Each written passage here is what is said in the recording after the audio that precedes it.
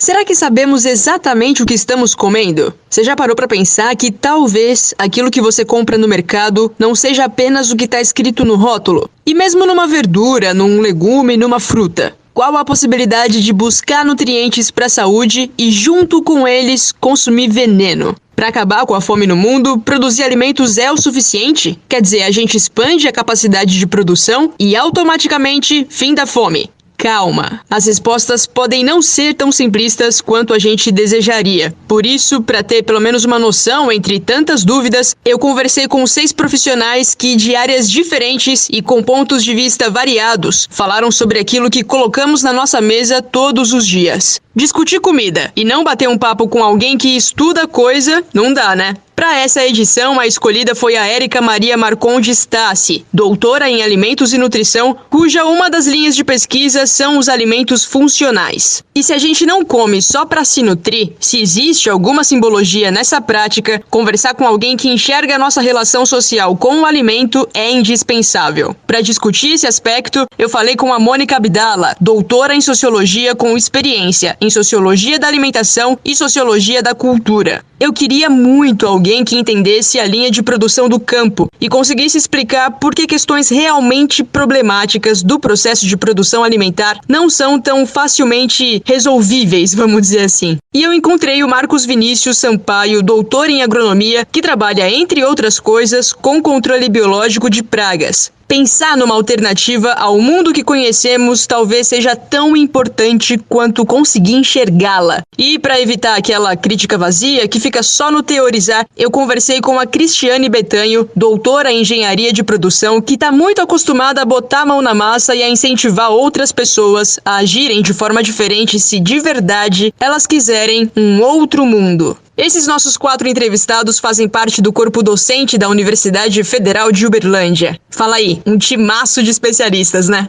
Eu conversei ainda com o José Rubens, agricultor familiar que compartilhou muita informação valiosa sobre, basicamente, qualidade de vida. E, para fechar, a Bárbara Virgínia Caixeta Crepaldi, que é da nutrição, é mestre e agora está no meio do doutorado em Ciências da Saúde pela UFO. Ela fez comentários dignos de atenção sobre as rotinas alimentares de quem participou do nosso quadro Diz Aí. Você pode se identificar com alguma delas. No fim desse podcast tem a jornalista Dielen Borges com o Anexos, o quadro mais bem-humorado desse programa e extremamente informativo. Se você quiser ver os minutos de cada momento, é só dar uma olhada na descrição. A gente sempre detalha tudo certinho. E sem mais delongas, bora pro que realmente interessa.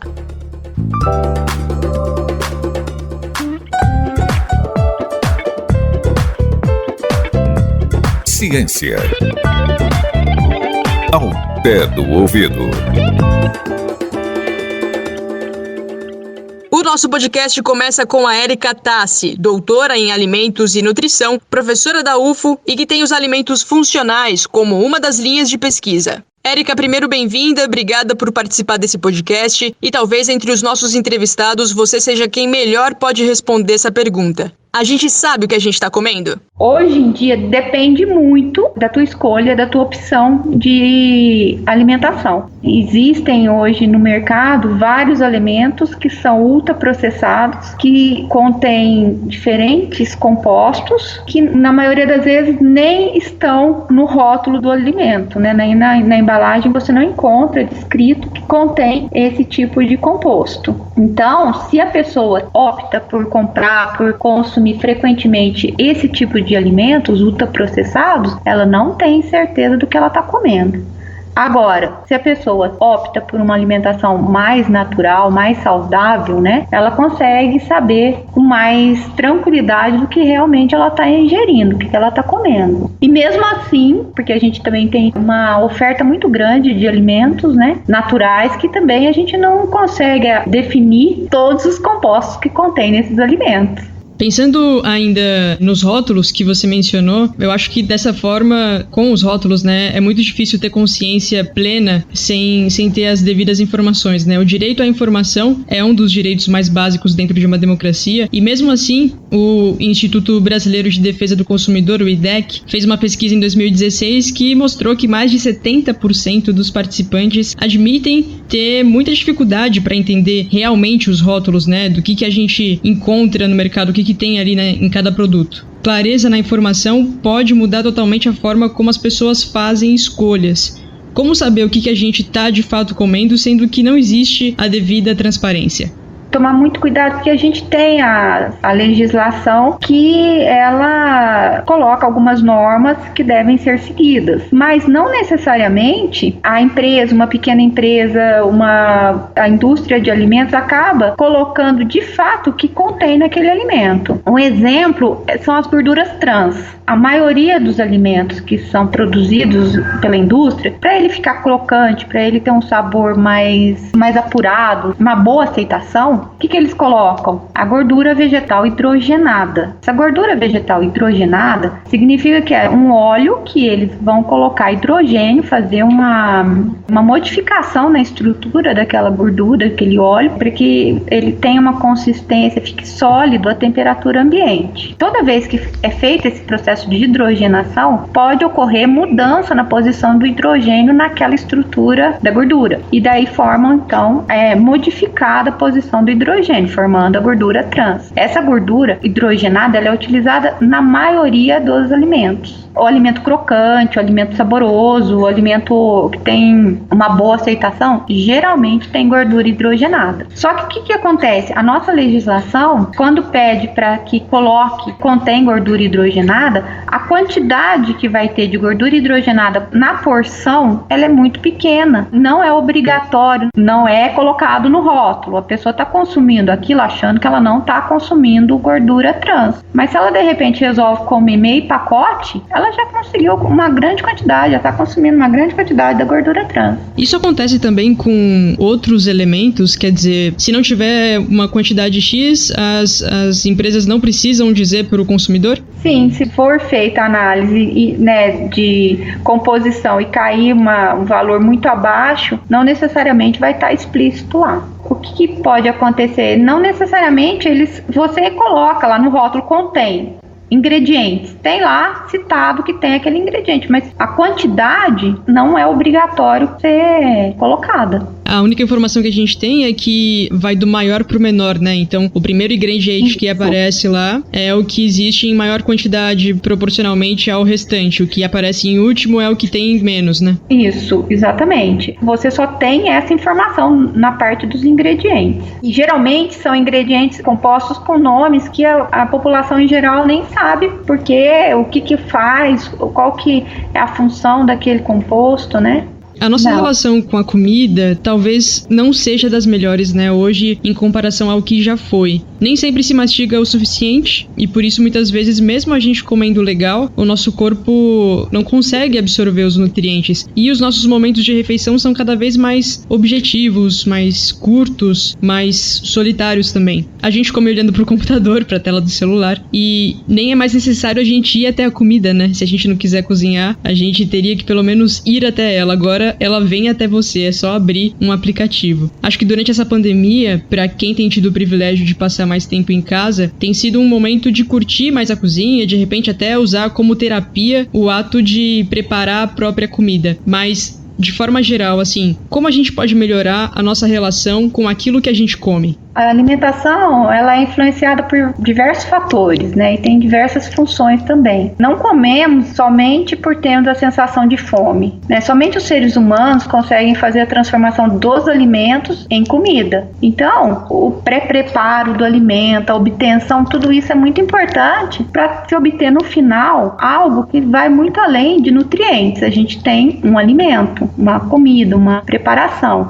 É muito importante todo que a gente entenda que isso envolve muita coisa, envolve fator cultural, envolve econômico, tem a memória afetiva de alimentos que você consumia quando você era criança e que te remete a uma sensação muito boa, não porque tem muito açúcar ou porque tem muito um sabor especial, mas porque naquele momento alguém que você estimava muito estava te dando.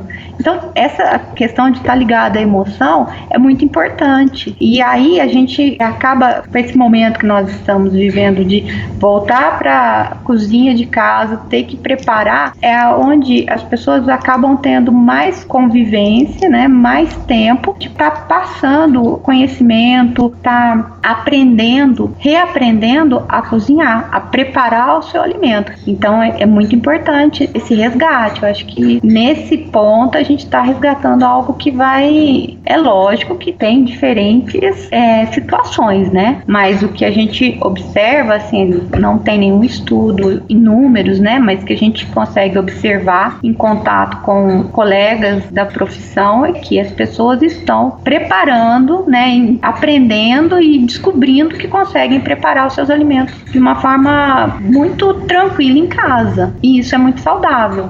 Comer tem que ser saudável, mas também tem que ser gostoso, né? Por que de certa forma se criou aí uma divisão entre essas duas possibilidades? Não dá pra ser muito gostoso e muito saudável ao mesmo tempo? Claro que dá, isso eu acho que não é assim, tudo que é saudável é ruim, muito pelo contrário, tem uma questão aí do preparar o alimento com gosto, porque cozinhar não é só ir lá e fazer e pronto, acabou. E tem vários alimentos que são saudáveis, são saborosos, mas que é saber preparar. Não é difícil você conseguir uma alimentação saudável e saborosa. Pra quem tá ficando em casa aí, é hora de acessar o YouTube e ver aqueles tutoriais incríveis de... Sim, exatamente. Hoje a gente tem a oportunidade de pegar vários sites, assim, até um pouco massificante. Se você ficar o dia inteiro vendo receitas, você acaba... A questão é você escolher bons, pegar essas receitas e pôr na prática. Mas existem vários alimentos, várias receitas, vários sites, várias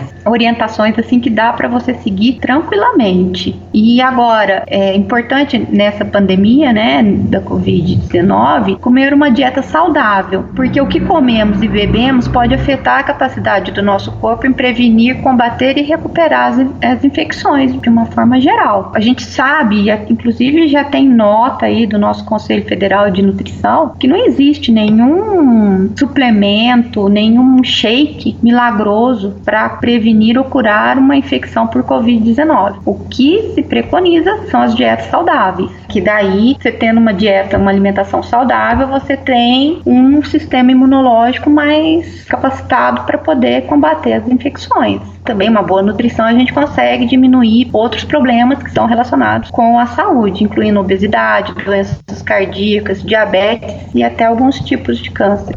Nesse meio tempo aí que muita gente tá em casa, ou mesmo quem não pode ficar em casa, mas por conta do que a gente tá vivendo como país, como mundo, né, a pandemia, muita gente acaba recorrendo ao ultraprocessado, vários alimentos ultraprocessados. Aqueles alimentos que têm vários itens na composição, nem sempre a gente sabe exatamente o que tem ali dentro, como a gente falou no começo da nossa conversa, mas por que, em regra, quase todo produto desse tipo é tão atraente e parece que quanto mais a gente come, mais a gente quer? Eu acho que assim, a gente tem que entender que depende muito da situação, como que a pessoa está vivendo. Por isso que é importante sempre, quando necessário, procurar um profissional, porque a orientação tem que ser individualizada. Porque às vezes a pessoa trabalha, mesmo trabalhando em casa, não tem tempo, ela tem que se adequar a uma realidade. De repente, ela pode até, não tendo frequência no consumo de um alimento assim, mais prático, aí vai depender muito da situação dela. Não pode ser frequente. Então, nós temos aí várias preparações com os alimentos minimamente processados que dá para ser incluída e que não demora tanto, ela não vai gastar tanto tempo e ela vai ter no final, um ganho, um custo-benefício muito grande para a saúde dela.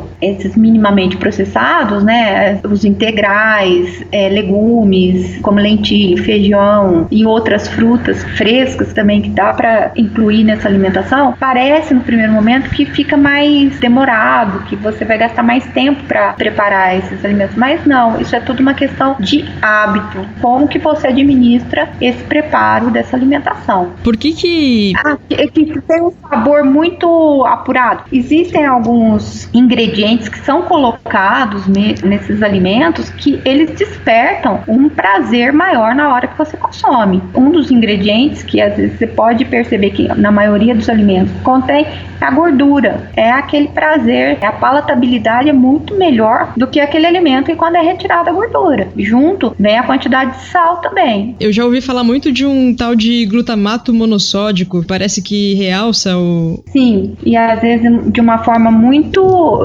exagero para conseguir que tenha esse sabor fique mais saboroso, e aí a pessoa acaba acostumando com isso. E quando retira, ela sente a falta, né? Intolerância ao glúten e à lactose de fato existe, né? Mas a gente também sabe que a indústria pode explorar bastante essa questão para lucrar em cima desse apelo a uma alimentação saudável. Como que a gente, enquanto consumidores conscientes, pode interpretar os produtos que aparecem com o apelo de serem mais saudáveis e não necessariamente sejam, né? Quer dizer, até que ponto isso tudo é marketing e até que ponto tem ciência de fato? Isso daí é uma questão que tem que ser olhada com muito cuidado, porque se a pessoa tem mesmo algum problema, aí sim ela deve consumir esse determinado tipo de alimento. Agora, se ela não tem problema, não há necessidade de consumir esses determinados alimentos, porque eles são mais caros. A indústria usa isso mesmo como uma chamada. E olha, é muito importante as pessoas entenderem que nós temos uma flora intestinal. Essa microflora, ela tem que estar bem equilibrada, ela tem que estar bem saudável. Quando nós temos uma alimentação variada, mais rica nos diferentes nutrientes, bem equilibrada, a gente consegue equilibrar essa flora. Essa flora estando equilibrada, a digestão, o processamento dos alimentos, é tudo muito mais acontecendo de uma forma tão natural que aí problemas que vêm de uma alimentação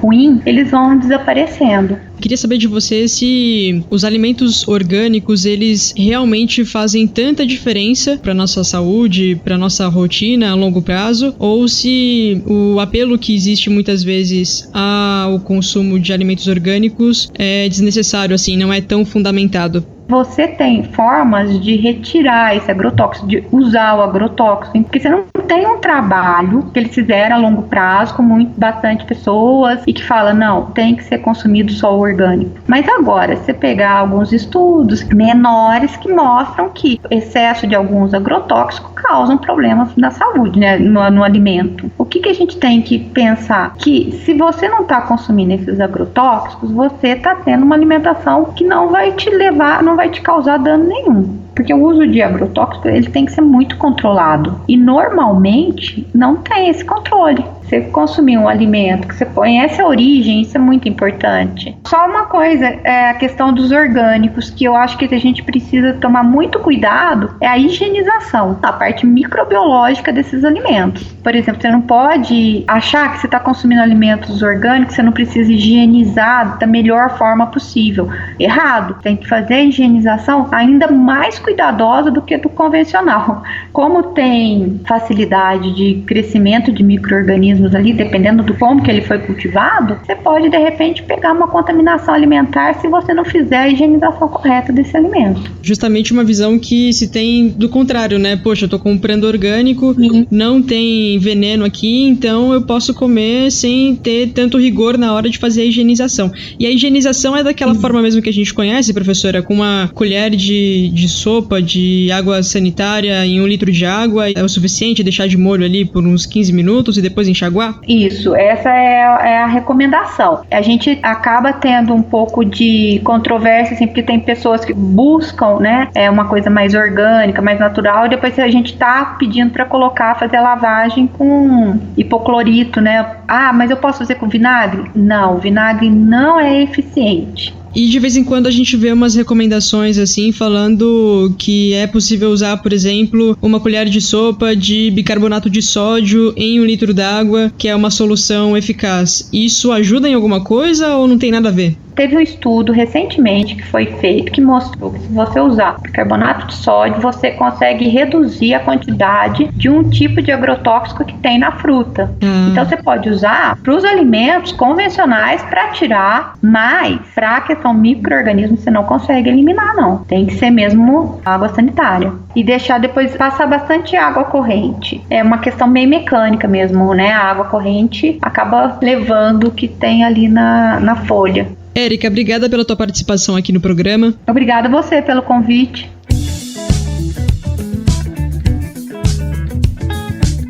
Por mais mais interessante que essa conversa tenha sido, e eu espero que pelo menos algumas das dúvidas que você tinha tenham sido sanadas, ainda muitas questões continuam em aberto. Quando a Érica fala sobre agrotóxicos, por exemplo, para explorar mais a fundo esse assunto, eu falei com o Marcos Sampaio, engenheiro agrônomo que trabalha com controle biológico de pragas. É a nossa última entrevista e tá muito diversa. Sobre o consumo de orgânicos, eu falo daqui a pouco com o José Rubens, agricultor familiar, e com a Cristiane Betanho, responsável pela feirinha solidária da UFO. Agora, a gente vai discutir mais os lados social e emocional do alimento. Eu converso com a Mônica Abdala, doutora em Sociologia com experiência em Sociologia da Alimentação e Sociologia da Cultura, além de professora da UFO. Mônica, obrigada por participar desse podcast e eu começo com a pergunta: comer é simplesmente garantir energia para o corpo conseguir desempenhar suas atividades ou existe também uma simbologia no ato de se alimentar? Que papéis culturais e afetivos a alimentação tem?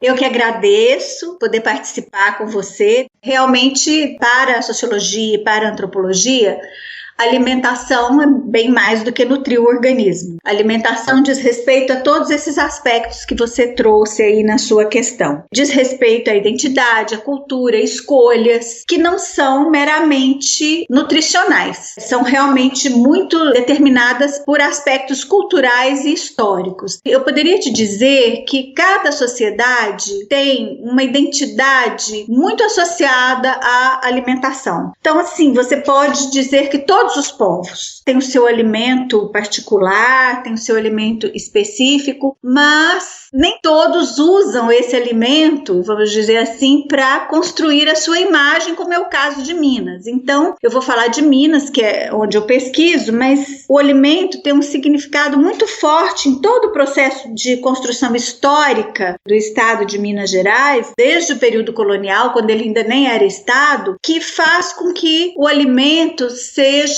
central nas nossas relações sociais. Então, assim, servir alimento, e os mineiros são famosos por isso. Tem toda uma construção que foi feita em torno desse nosso hábito de servir mesas fartas. Toda pessoa que chega na sua casa, você tem que servir um café, você tem que servir o que nós chamamos de quitanda, que são os biscoitos, os pães de queijos, as broas, bolos, roscas, enfim. Então, isso para nós é extremamente importante. Num momento como esse que a gente está vivendo, que a gente chama de isolamento físico, mas não social, a gente percebe a importância do alimento para além do aspecto da saúde e da nutrição. Porque você deve estar percebendo que a alimentação se tornou uma questão central. Em geral, essa questão é explorada do ponto de vista mesmo da imunidade, da necessidade de se alimentar melhor. As pessoas, pelo menos no começo das restrições de deslocamento, as pessoas se voltaram muito para cozinhar em casa, todo mundo muito preocupado em fazer uma comida saudável. Exatamente. Houve uma procura crescente por alimentos orgânicos,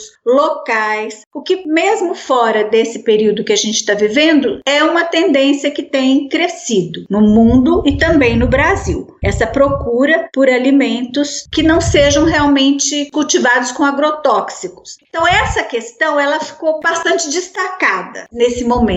Mas também a importância do alimento como conforto, como memória. Isso que você falou é muito real. Eu, por exemplo, aqui em casa, eu já cozinhava antes, mas agora eu tenho cozinhado muito mais. E eu comecei a fazer desenfreadamente bolo. E eu percebi que o motivo de eu fazer tanto bolo é porque o quentinho, o cheiro que toma conta da casa, me lembra também da minha infância. Então tem toda uma construção que me incentiva demais, assim, a fazer bolo e cada vez fazer mais bolo. Isso é justamente onde eu queria chegar. Então não é só a importância da comida, né, essa questão da imunidade, que ela realmente é central, mas a comida também é aconchego, a comida também é a memória, a comida também nos remete a uma construção nossa como indivíduos dentro de famílias especiais, com aromas, sabores que nos construíram ao longo do tempo e que nesse momento se tornaram referências. E é muito interessante como quando você vê as pessoas tentando, não só isso que você contou, mas isso está bem forte, essa coisa de fazer o bolo, de fazer o pão, de fazer a receita da avó, de buscar os cadernos de receita. É uma busca, né? Quem eu sou, quais são minhas raízes, nesse momento em que eu estou dentro de casa e tenho mais tempo para me defrontar com o meu eu, com a minha história. E, por outro lado, tem sido muito, muito grandes e muito numerosos os debates sobre a agroecologia, a necessidade de apoiar os pequenos produtores nesse momento, o apoio que pequenos produtores têm dado com cestas, né, no combate à fome, a importância dos projetos todos que foram desenvolvidos ao longo dos anos para garantir uma alimentação, como permanecer esses projetos em tempos de pandemia, como é o caso do Projeto Nacional de Alimentação Escolar. Muitas crianças vão para a escola e têm ali a única refeição do dia. Sim. Né? Fechou a escola, como fica? Outra forma também de solidariedade que a gente tem visto muito, que são as doações de cestas, as pessoas pedindo alimentos, formando cestas e procurando atender. Então, assim, não tem como você pensar a fome, o comer, saúde, cultura, sem pensar que essas coisas estão extremamente relacionadas, né? Uma não existe de forma independente da outra, né? Nesse momento ficou bem marcado para todos e todas nós. Sim. Essa questão.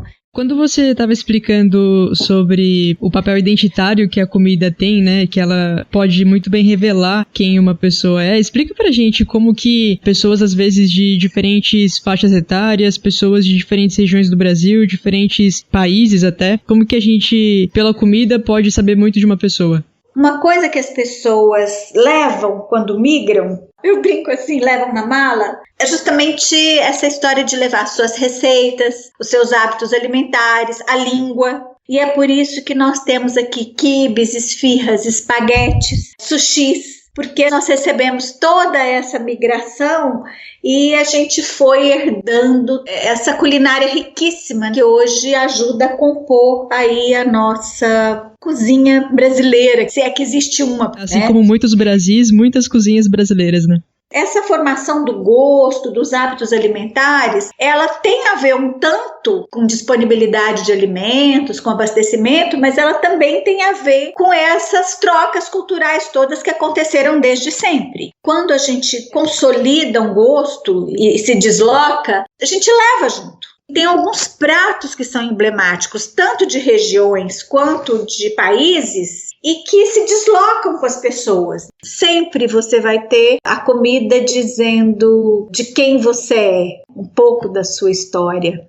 Já nos encaminhando aqui para o fim da nossa conversa, eu conversei com um agricultor familiar e ele comentou sobre a possibilidade que as pessoas têm hoje de, se tiverem interesse, conhecer como é a produção orgânica, agroecológica. Essa seria uma relação muito próxima de quem produz e do próprio alimento em si, né? No dia a dia, será que a nossa relação com a comida não é muito mais de mercadoria, uma lógica bem diferente de assim, eu quero uma coisa que custa um preço, eu compro, isso agora é meu e aí eu consumo? Qual é a importância da relação que a gente estabelece com a comida?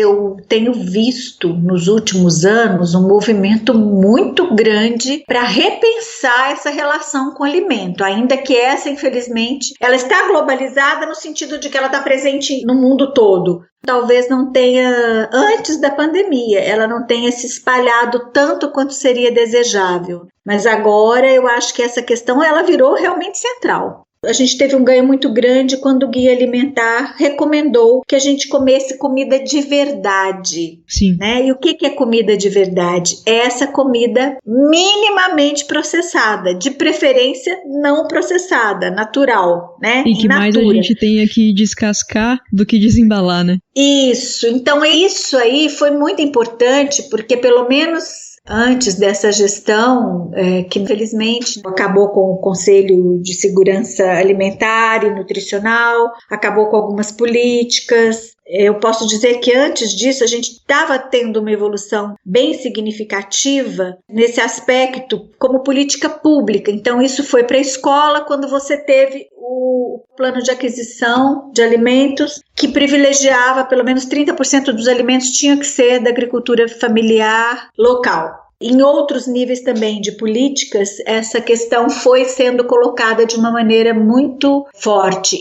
Então, assim, isso foi muito importante para batalhar com as crianças desde pequeno, para que começassem a ser formadas com essa percepção. Então, já tinha um movimento nesse sentido e eu acho que na pandemia isso tem sido muito divulgado e eu acho que várias pessoas estão repensando mesmo essa questão de serem meramente consumistas. Mas é claro que a questão do consumo permanece, porque tem comidas que são símbolos de status. Agora, eu acho que tudo isso confronta para que seja repensada a comida, seja vista na sua relação, né, com a produção, com o local. É uma comida em contexto, né? E não como um produto isolado para ser consumido. Muito interessante. É uma volta à comida sazonal, porque esse pequeno agricultor, ele vai plantar o que é da estação. Sim. Não é uma produção em massa, como se fosse uma indústria alimentar. Mônica, muito obrigada pela sua participação no nosso programa.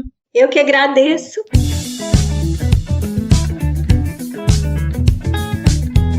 Sempre você vai ter a comida dizendo um pouco de quem você é, um pouco da sua história. Essa foi uma das frases da Mônica durante esse papo, e na nossa história não entram apenas a infância, né, o nosso passado, mas também as escolhas que a gente faz agora. Até porque no futuro, esse agora vai fazer parte do nosso passado e constituir aí também a nossa história. Enfim, meio filosófico, mas justamente sobre decisões eu falei com o José Rubens, que gentilmente me permitiu chamá-lo de Zé, que é como normalmente as pessoas o chamam. Ele é agricultor familiar há mais de 10 anos e antes trabalhava como contador numa multinacional. Com muita experiência no dia a dia de escritórios, escolheu trabalhar a céu aberto. Hoje, aos quase 60 anos de idade, ele conta pra gente por que resolveu sair da cidade e começar uma nova vida no campo. Primeiro que eu demorei muito na minha vida para perceber que eu estava sendo explorado, um trabalho que não levava a nada, e também minhas próprias condições de saúde. Além de tudo isso, eu sempre tive um desejo de viver do campo, de viver na roça, também porque a gente é de origem rural, então com o êxodo rural na década de 60, meus pais largaram o campo, também foram para a cidade em busca de trabalho, de condições de vida melhor e educação para os filhos, essa coisa toda. A gente perdeu o vínculo com a roça, mas eu tinha um vínculo com meu avô que ficou na roça até quando ele faleceu, e esse vínculo me dava sempre aquela vontade de ter essa vida no campo. Minha vida era sentado no escritório o tempo todo. Nossa, hoje é bem diferente, né? Hoje, como diz, é um sonho realizado, né? Porque aqui não é apenas trabalhar no campo, viver no campo. Isso aqui foi uma opção de vida e quando você faz uma opção e você vivencia ela, você se realiza. Sim, e o que você planta hoje? Olha, eu fiz uma escolha pela agroecologia e pelo sistema agroflorestal. Então, a gente planta tudo misturado. Eu planto plantas nativas, plantas alimentícias, frutíferas, folhas, tubérculos. Então, tudo misturado. Eu faço um mix aqui que eu consigo trabalhar com sustentabilidade, porque eu me sinto parte da natureza. Eu não sinto que a natureza está dali e eu estou daqui e eu estou contra ela ou a favor dela. Eu acho que eu sou parte do sistema e eu sou natureza também. Então, isso me faz imitar essa natureza, porque quando a gente começa a imitar a natureza, a gente percebe a diferença no nosso modo de produção e na nossa vida também. E desde que você começou a plantar, então, pelo que eu entendi da sua fala, você não usa agrotóxico? Não uso, nunca usei. Eu, no princípiozinho, por conta da qualidade do solo, da dificuldade de conseguir produzir alguma coisa, eu comecei a usar adubação química, mas também não tinha o conhecimento que tenho hoje da agroecologia, da produção orgânica, da produção sem agrotóxico, da produção agroflorestal. Mas eu tive a felicidade de ter do meu lado o meu sogro, porque quando eu saí da cidade, eu queria ir para o campo, mas eu não quis ir para trabalhar de empregado e continuar minha vida de empregado, vendendo minha força de trabalho. Então eu entrei para um movimento social de luta pela terra. E dentro do movimento, a gente caiu numa área que a gente está até hoje e aprendi com o meu sogro técnicas antigas, que ele aprendeu do avô dele, que aprendeu do bisavô, de trabalhar o solo sem adubação química, usando mais mais o produto orgânico, resíduos de animais. Foi um aprendizado que eu venho fazendo ao longo desses anos e tem dado certo, tá? Começou a dar resultado. E é mais barato plantar dessa forma que você está fazendo atualmente, ou o uso de agrotóxico faz o custo da produção ser menor? É uma mera ilusão achar que o uso de agrotóxico, adubo químico, aumenta a produtividade, consequentemente o custo sai menor. Muito pelo contrário. No sistema que se encontra hoje, eu não preciso mais, no ponto que eu me encontro, eu já não preciso mais de buscar recursos fora da minha área de trabalho. Então, o que eu necessito para minha produção, eu consigo já dentro do meu sistema. Por exemplo, a compostagem eu faço com resíduos dos meus animais, das galinhas, dos bois e vacas, com a poda das árvores, com o acúmulo de restos orgânicos da produção nossa mesmo. Então a gente já consegue produzir os insumos que a gente necessita para produzir. Eu queria saber se faz alguma diferença para a sua saúde, para a saúde da sua família, não usar o agrotóxico em comparação a plantar usando o agrotóxico. Eu posso dizer para você que hoje, 11 anos depois, estou liberando 60 anos, a minha qualidade de vida, a minha saúde é bem melhor. A gente começa a comer melhor, a gente começa a ter comida saudável no prato, você não tem contato com química nenhuma, então não te afeta. E a gente está comendo um alimento mais puro. Você que trabalha diretamente com comida, assim, você acredita que as pessoas sabem o que elas estão colocando no prato, o que elas estão comendo? A princípio, a gente vê que, primeiro, houve uma conscientização do próprio produtor. Como no meu caso, eu queria ter melhor qualidade de vida, eu queria comer melhor, eu percebi que não adiantava eu produzir grande escala, rapidamente, e estar comendo veneno. Então, acho que essa primeira consciência veio do produtor. E vem no crescente o consumidor, consciente e crítico, porque hoje, uma grande parte do consumidor, ele quer saber de onde vem o alimento que está na mesa dele. Ele quer saber quem está produzindo, a qualidade, se está usando agrotóxico, e ele tem a consciência de classe, saber que quem produz o alimento dele é o pequeno agricultor, é o agricultor familiar, não é aquele grande produtor rural que produz soja, commodities, etc. E eu acho que essa consciência coletiva que vem se formando tem ajudado muito, inclusive na sustentabilidade do planeta. Hoje, em relação a quando você começou a plantar e ainda especialmente de forma orgânica, você sente que o público para esse mercado cresceu um pouco mais ou ainda está estagnado? Antes era menor, agora é maior? Ou sempre teve uma estabilidade de clientes? Como que é? Olha, Josiele, a gente tinha uma dificuldade de saber para quem a gente ia comercializar. Então a gente começou um projeto junto com a universidade de economia popular solidária e com o CIEPS uma experiência de uma feira solidária dentro da universidade. Essa feira já vem durando há 4 anos. No começo a gente tinha uma produção e não tinha às vezes o consumidor. Hoje acontece o contrário, nós temos consumidores, temos demanda e a nossa produção que é pouca, porque poucos produtores aderiram ao projeto por causa do imediatismo, porque a maioria dos produtores queria aquele processo de preciso vender muito, eu preciso produzir muito, e a gente conseguiu poucos produtores que trabalham nessa área da agroecologia, que a gente produz menos, porém com mais qualidade, menor custo. Eu acho que a conscientização da população tem sido uma resposta muito positiva e sempre crescente. Acho que é bem maior hoje o público crítico e consciente que sabe o que quer. Você acha que esse público consciente e crítico que você menciona, ele pode ser de qualquer faixa salarial, assim, não importa a renda? Quer dizer, a gente está encarando aqui, pelo que eu estou entendendo da tua fala, que comer é um ato político, não é só pegar a comida e colocar para dentro. Você acha que esse ato político, essa consciência crítica, ela pode vir em qualquer classe social?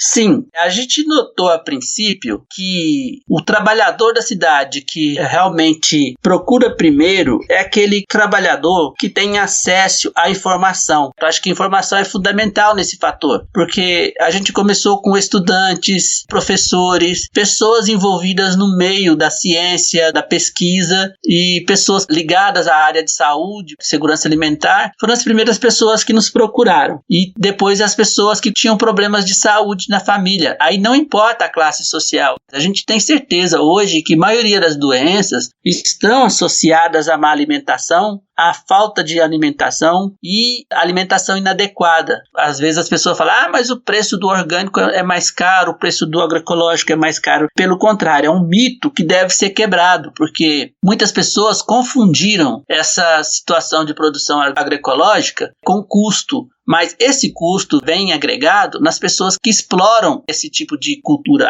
Eu estou produzindo orgânico, eu tenho que ser mais caro. Eu acho que isso daí existe em todo meio, pessoas mal intencionadas que só visam o lucro. E a gente consegue produzir orgânico no mesmo ou preço menor do que o praticado pela produção, digamos, convencional, né? O agrotóxico. Então a gente consegue os custos menores, por que não vender mais barato? Dentro da lógica que a gente tem implementado da economia popular solidária, quer dizer, o trabalhador do campo valorizando o trabalhador da cidade, conseguindo entregar uma mercadoria num preço acessível, e o trabalhador da cidade pagando por um preço justo. Acho que quando o preço é justo, ninguém tem dificuldade. Além de tudo, nós que comercializamos o agroecológico, temos um diferencial muito grande, porque a nossa venda não tem um atravessador, não tem um depósito, um empório que vai comprar a gente e revender. A gente faz uma venda direta. Então, a renda produzida nessa cadeia é de quem fez o trabalho. Não tem a figura do atravessador. Então, por que vender mais caro? Qual que é o sentido de vender mais caro? Essa cultura de que o orgânico tem que ser mais caro tem que cair por terra. Então, onde ela funciona, ela deve ser combatida, porque aí sim dá acessibilidade a todas as classes sociais. Encaminhando aqui para o fim da nossa conversa, queria saber de você, para quem não tem contato direto com o campo, o alimento pode acabar ganhando um sentido de ser só mais um tipo de produto que você consome no dia a dia. Na sua visão, escolher o que colocar na mesa de forma mais consciente exige que a gente estabeleça uma relação diferente com aquilo que a gente come? Eu acho que você tem que ter uma relação direta com o alimento e com quem produz.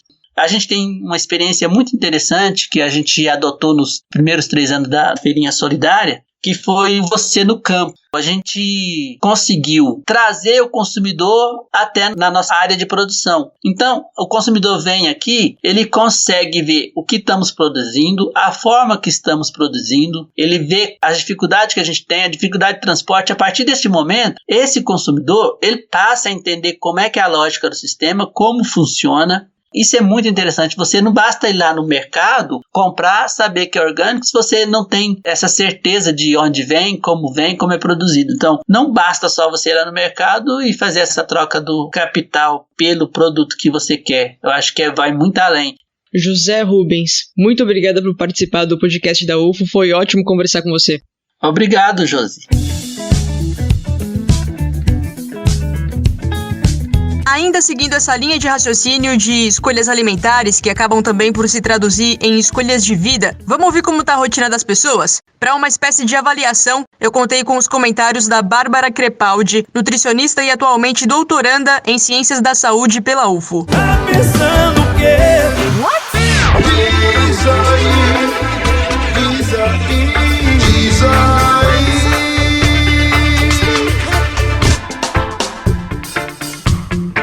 Meu nome é Michael Jordan Santos Silva, eu tenho 18 anos, sou músico, nos tempos livres pedreiro. Minha rotina de alimentação é bem desregulada, né? Porque às vezes eu acordo tarde, bem no horário do almoço, aí acabo almoçando, né? E é mais almoço e janta, não é uma alimentação regulada. Eu não vario muito na minha alimentação, é sempre quase a mesma coisa. Você acha que você come muita besteira? Não, mas também não muita coisa saudável.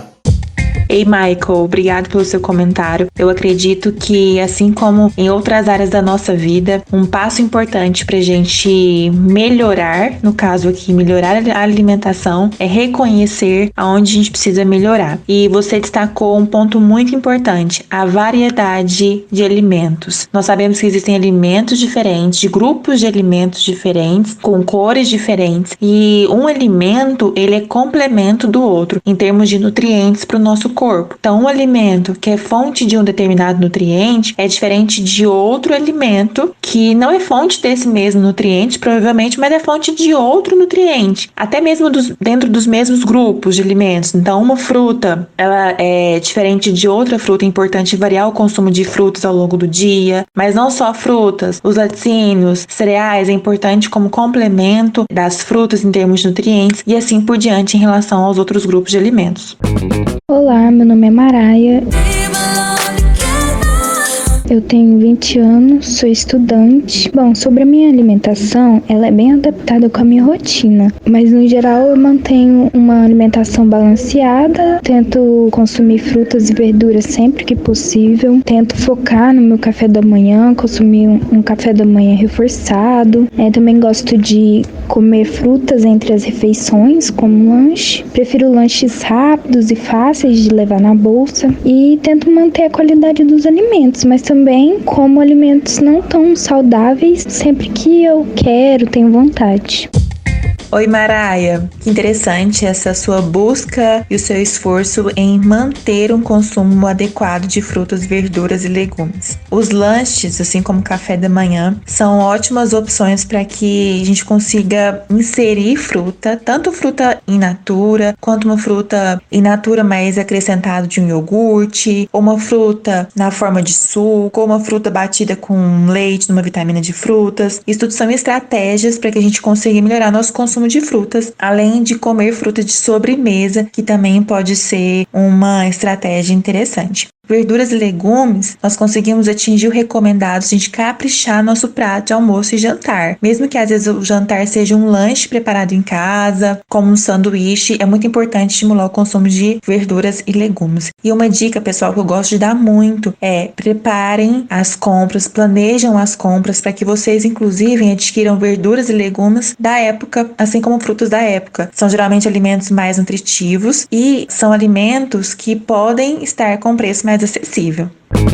Olá, meu nome é André Luz, sou ator e professor de teatro. Desde pequeno, desde sempre, eu sempre tive hora para comer. Então essa rotina alimentar, ela não se alterou agora, Então eu acordo, já tomo café da manhã sempre, eu não fico sem café da manhã. Eu tenho hora para almoçar, que é por volta do meio-dia. Também tomo um café da tarde, um lanche da tarde, por volta das 17h30, 6 horas. E mais tarde eu janto. Mas eu procuro sempre jantar assim com tempo para eu fazer a digestão, Então dá um tempo aí de 2 a 3 horas antes de dormir, porque eu tenho problemas gástricos e não dá para encher a barriga e dormir já, Então, realmente isso não se alterou. Na verdade, eu vim percebendo que eu tô comendo melhor, tô comendo com mais calma, com mais consciência e realmente porque, os horários estão mais flexíveis, A gente não tem que correr para chegar nos lugares, então dá para se organizar melhor, E eu acho que isso tem sido bastante positivo para minha vida no geral.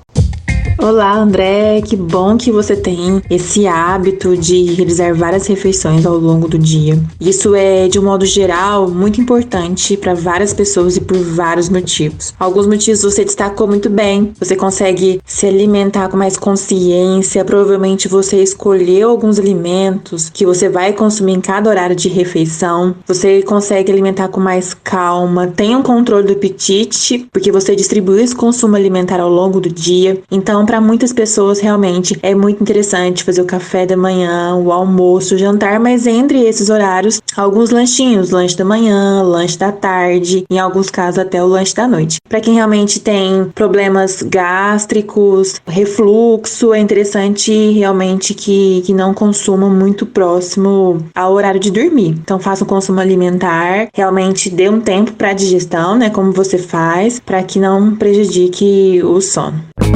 Meu nome é Felipe Francisco Dias, tenho 19 anos, curso administração na Universidade Federal de Uberlândia, trabalho na AGU, Advocacia Geral da União, em período integral.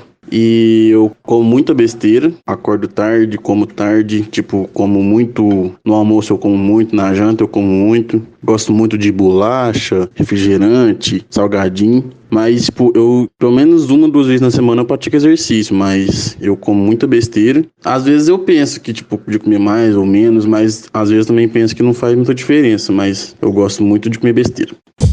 Felipe, que interessante seu comentário. Eu acredito que seja uma realidade de muitos colegas. Eu gostaria de fazer o meu comentário em relação ao seu, dividindo em 2 partes. Primeiro, em relação à quantidade de comida.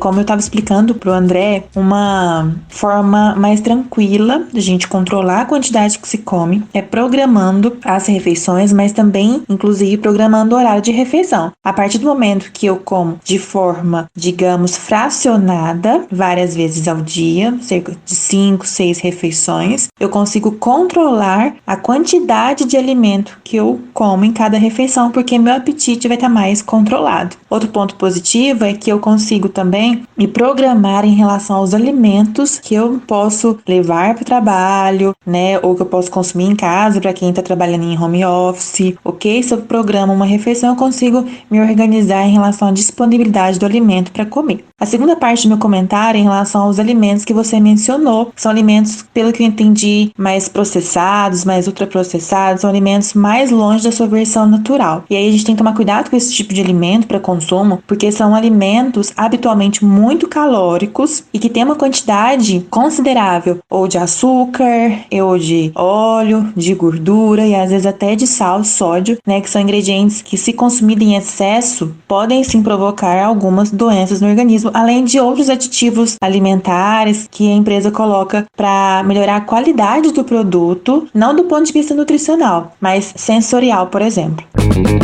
Meu nome é Davila Hanrahan, eu moro aqui em Limerick, na Irlanda. Nós aqui em casa já estamos acostumados a fazer a nossa própria comida, então a nossa alimentação é bem saudável comparada à alimentação básica dos irlandeses, que é baseada basicamente em batata e massas e KFC, McDonald's, Burger King, essas junk food. Em casa, nós cozinhamos todos os dias. Então, quando a quarentena chegou, na verdade, a gente já estava meio que acostumado a fazer nossa própria comida, então não mudou muito os nossos hábitos diários na nossa alimentação. Nós comemos muitos vegetais, não tanto carboidrato e quase nada de carne, né? A gente tá tentando tirar a carne do nosso cardápio, na verdade. Eu também sou adepta do jejum intermitente, então eu faço regime aí 16/8, eu fico 16 horas sem comer e como durante 8 horas. Então, durante essas horas que eu estou comendo, eu tento não comer tanta coisa pesada, né? E é juntamente com uma dieta low carb também, eu não como tanto carboidrato. E eu já faço isso, na verdade, desde que começou a quarentena. A quarentena me incentivou a voltar pro jejum intermitente, porque antes eu havia parado. E também porque eu tava bebendo muito, né? Enfim, quando a gente não tem quarentena, a gente quer sair, quer fazer as coisas e acaba extrapolando. Um grande abraço aqui da Irlanda.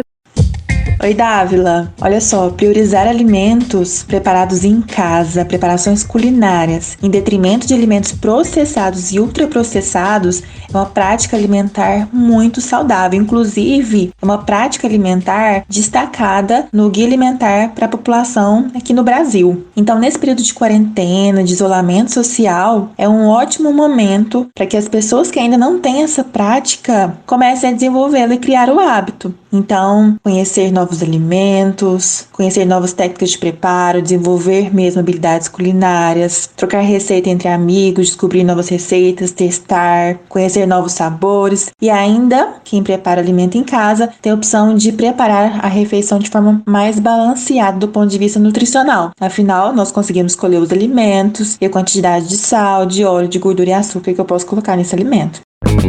Oi, meu nome é Gabriel Souza, sou aluno de jornalismo da UFO e sobre a questão, eu sempre procurei me alimentar da melhor maneira possível. Na verdade, faz uns 2 anos que eu tô nessa reeducação alimentar. Com a faculdade, estando aqui em casa, eu sempre tenho meio que um controle do que eu tô colocando pra minha vida. E uma delas é alimentação e hidratação, que são essenciais. Cuido sim da minha alimentação, às vezes não tem como por conta de uma rotina que é muito corrida, como uma coisa rápida e prática.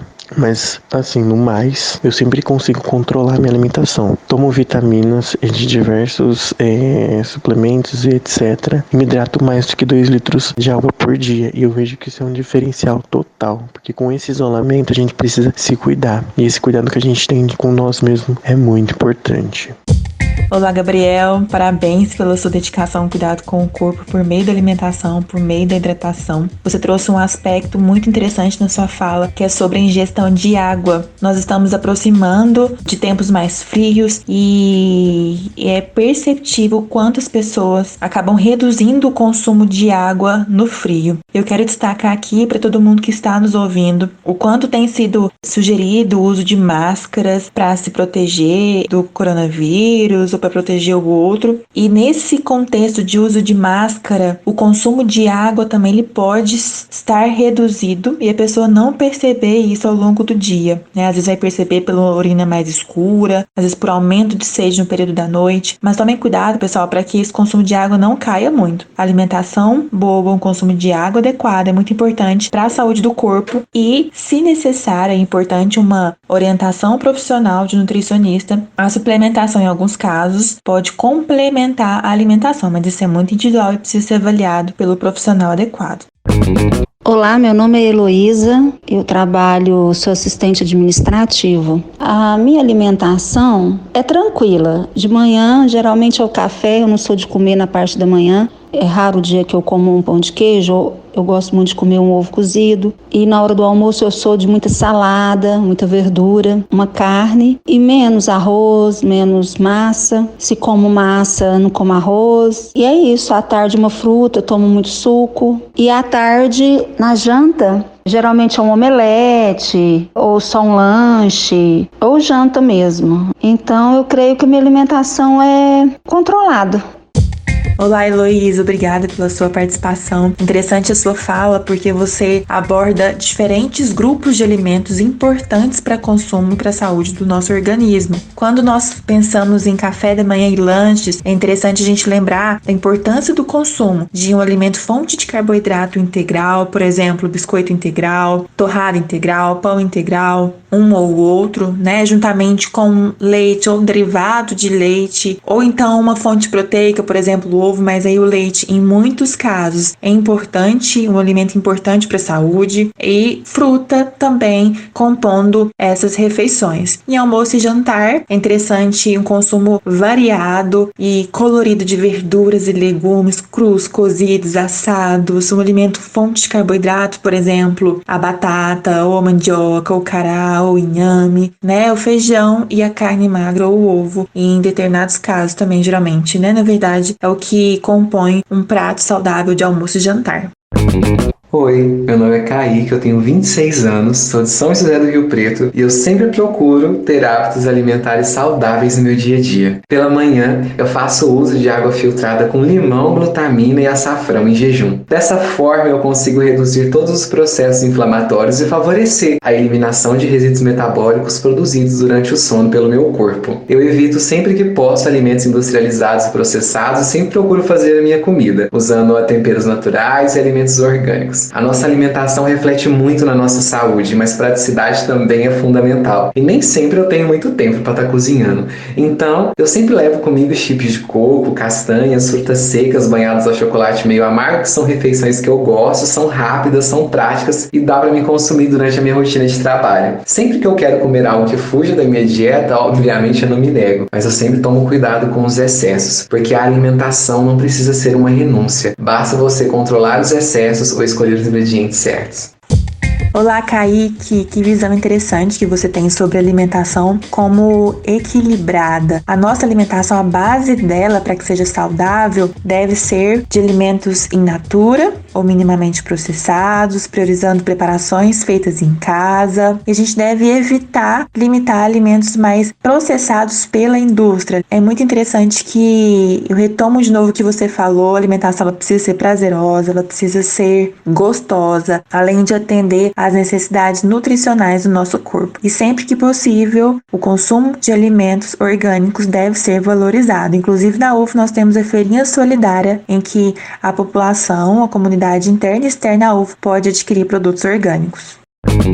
Meu nome é Rafaela, eu tenho 23 anos e moro na cidade de Frutal, Minas Gerais. Às vezes eu tô naquele momento de fazer dieta, focar em fazer exercício. Aí eu procuro fazer o que é mais saudável, às vezes dá mais trabalho. Mas nesse momento, com essa pandemia, eu tô comendo bastante. Eu costumo comer o que é mais prático, pedindo muito delivery, lanche. Durante a tarde, eu fico muito ansiosa, eu quero comer o tempo todo. Aí eu como bolacha, eu vou comer sucrilhos. O que tiver pela frente, o que tiver na geladeira, eu vou comer. Aí é uma rosca, é pão de queijo. Então a minha alimentação, no momento, não é nada saudável. À noite eu costumo comer muito, além de jantar ou pedir o delivery, o lanche. Durante a madrugada, se eu acordar, eu vou à geladeira, como bastante coisa também.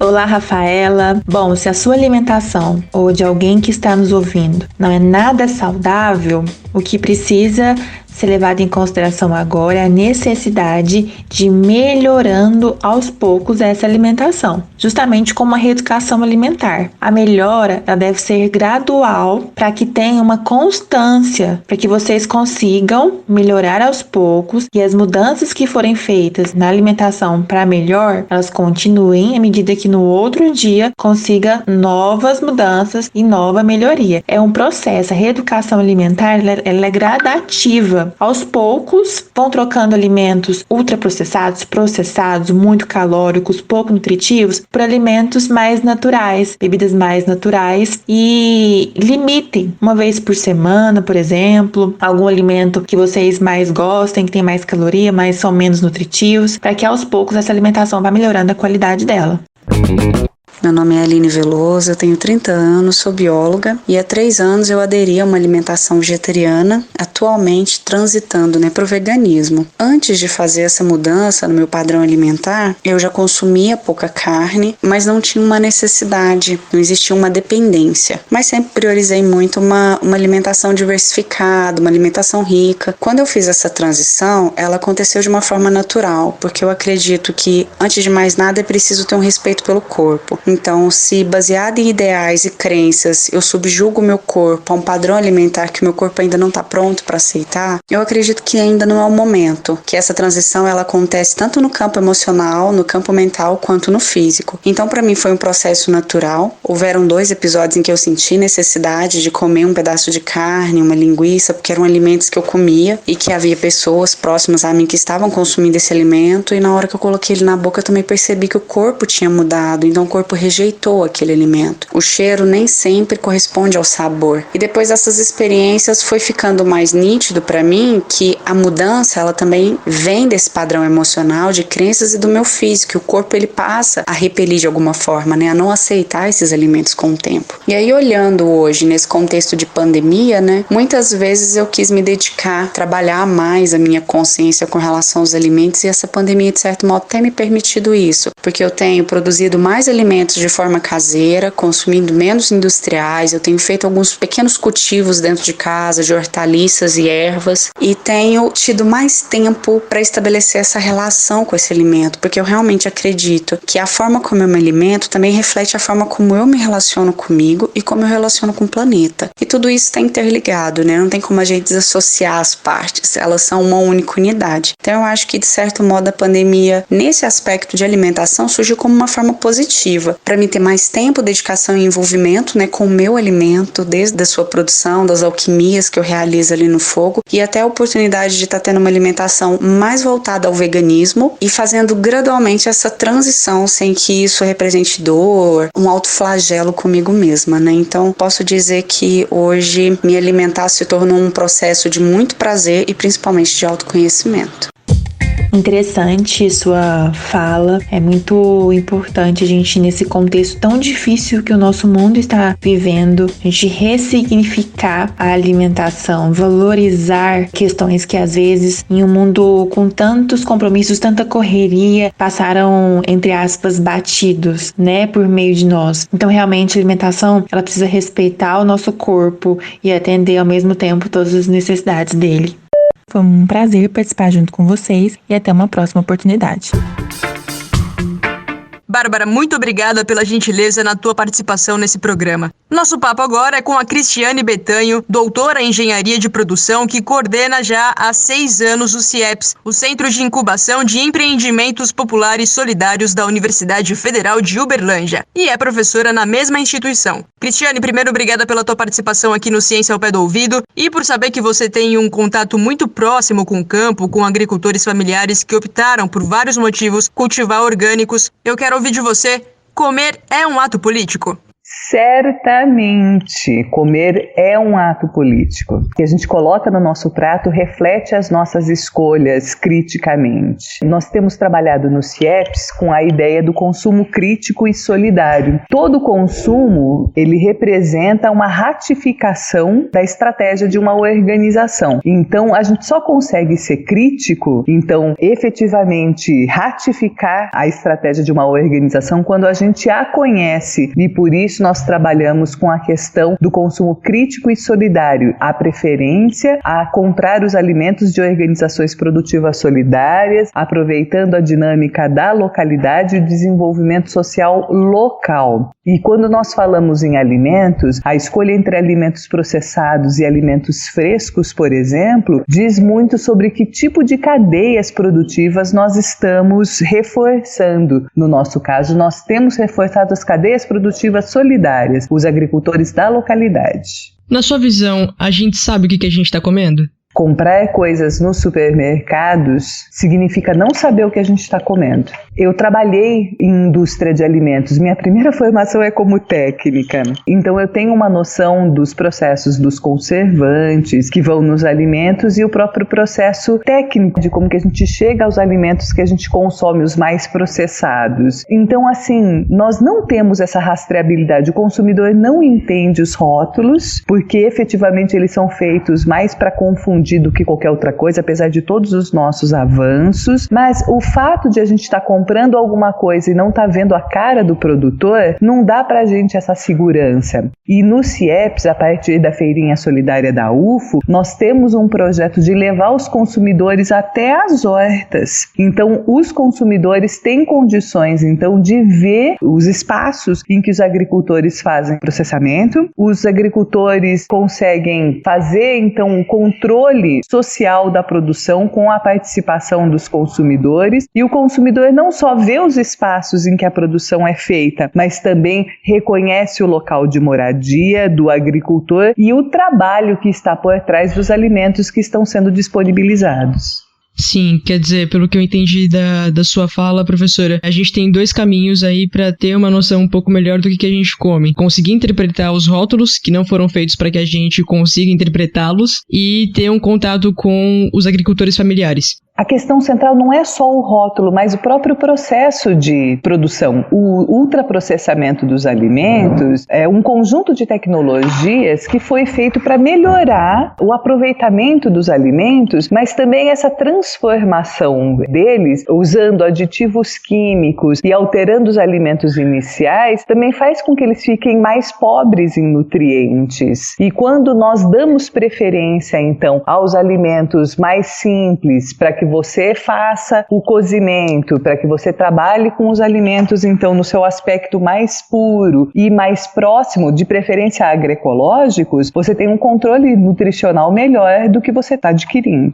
Professora, como você lida com empreendimentos e economia popular, eu queria que você comentasse sobre a agricultura hoje no Brasil, que não produz alimentos só para consumidores internos, né, mas para o mundo todo. Entre tantas correntes de pensamento, eu queria comentar sobre duas que eu costumo ver com mais frequência em discussões sobre esse tema. Hoje, a gente é quase 8 bilhões de pessoas no mundo e a única forma de conseguir alimentar tanta gente é com produção em escala, e para isso o uso de agrotóxicos é indispensável. Essa é a primeira linha, que diz inclusive que sem o uso deles a gente não teria conseguido chegar até aqui alimentando tanta gente. Em contrapartida, um raciocínio que defende que nós, enquanto humanidade, deveríamos migrar exclusivamente para a agricultura familiar, né? 100% produção orgânica, até porque grande parte das doenças que podem nos acometer durante a vida teriam relação direta, hoje mais do que nunca, com o consumo contínuo de substâncias nocivas à saúde humana. Qual dessas ideias faz mais sentido? Existe um meio termo aí?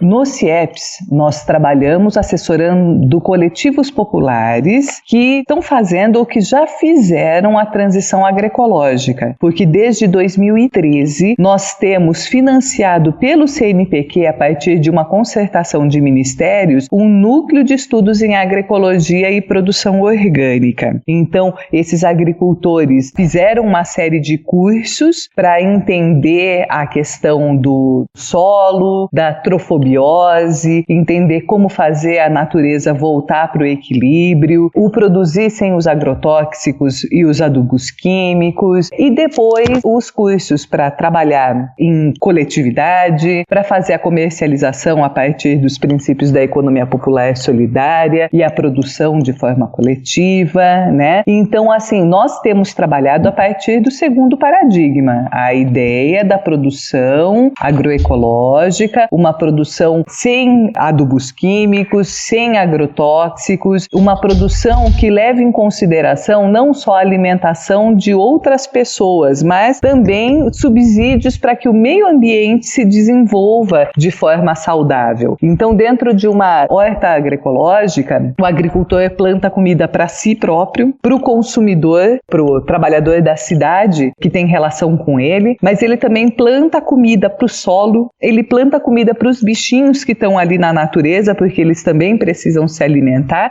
e planta oxigênio. Então, assim, nós temos uma série de alimentos para grupos diferentes que estão surgindo dentro daquele mesmo espaço. Então, essa é uma agricultura muito mais humana e efetivamente sustentável. Por outro lado, quando nós falamos na agricultura convencional, nós vemos grandes espaços ocupados por um único tipo de cultura. Aquele solo, exatamente por ter um único tipo de produção, ele normalmente é muito frágil, então é um solo que fica empobrecido e que a todo momento precisa, então, de uma adubação. Como você não tem nessa mesma área plantadas comidas para os outros bichos, você precisa aplicar camadas cada vez maiores de agrotóxico para você matar, então, os insetos e os outros bichinhos que estejam na área, que são considerados pragas. Então, a gente tem um forte desequilíbrio do ambiente. Agora, uma grande falácia que está ligada, então, a esse paradigma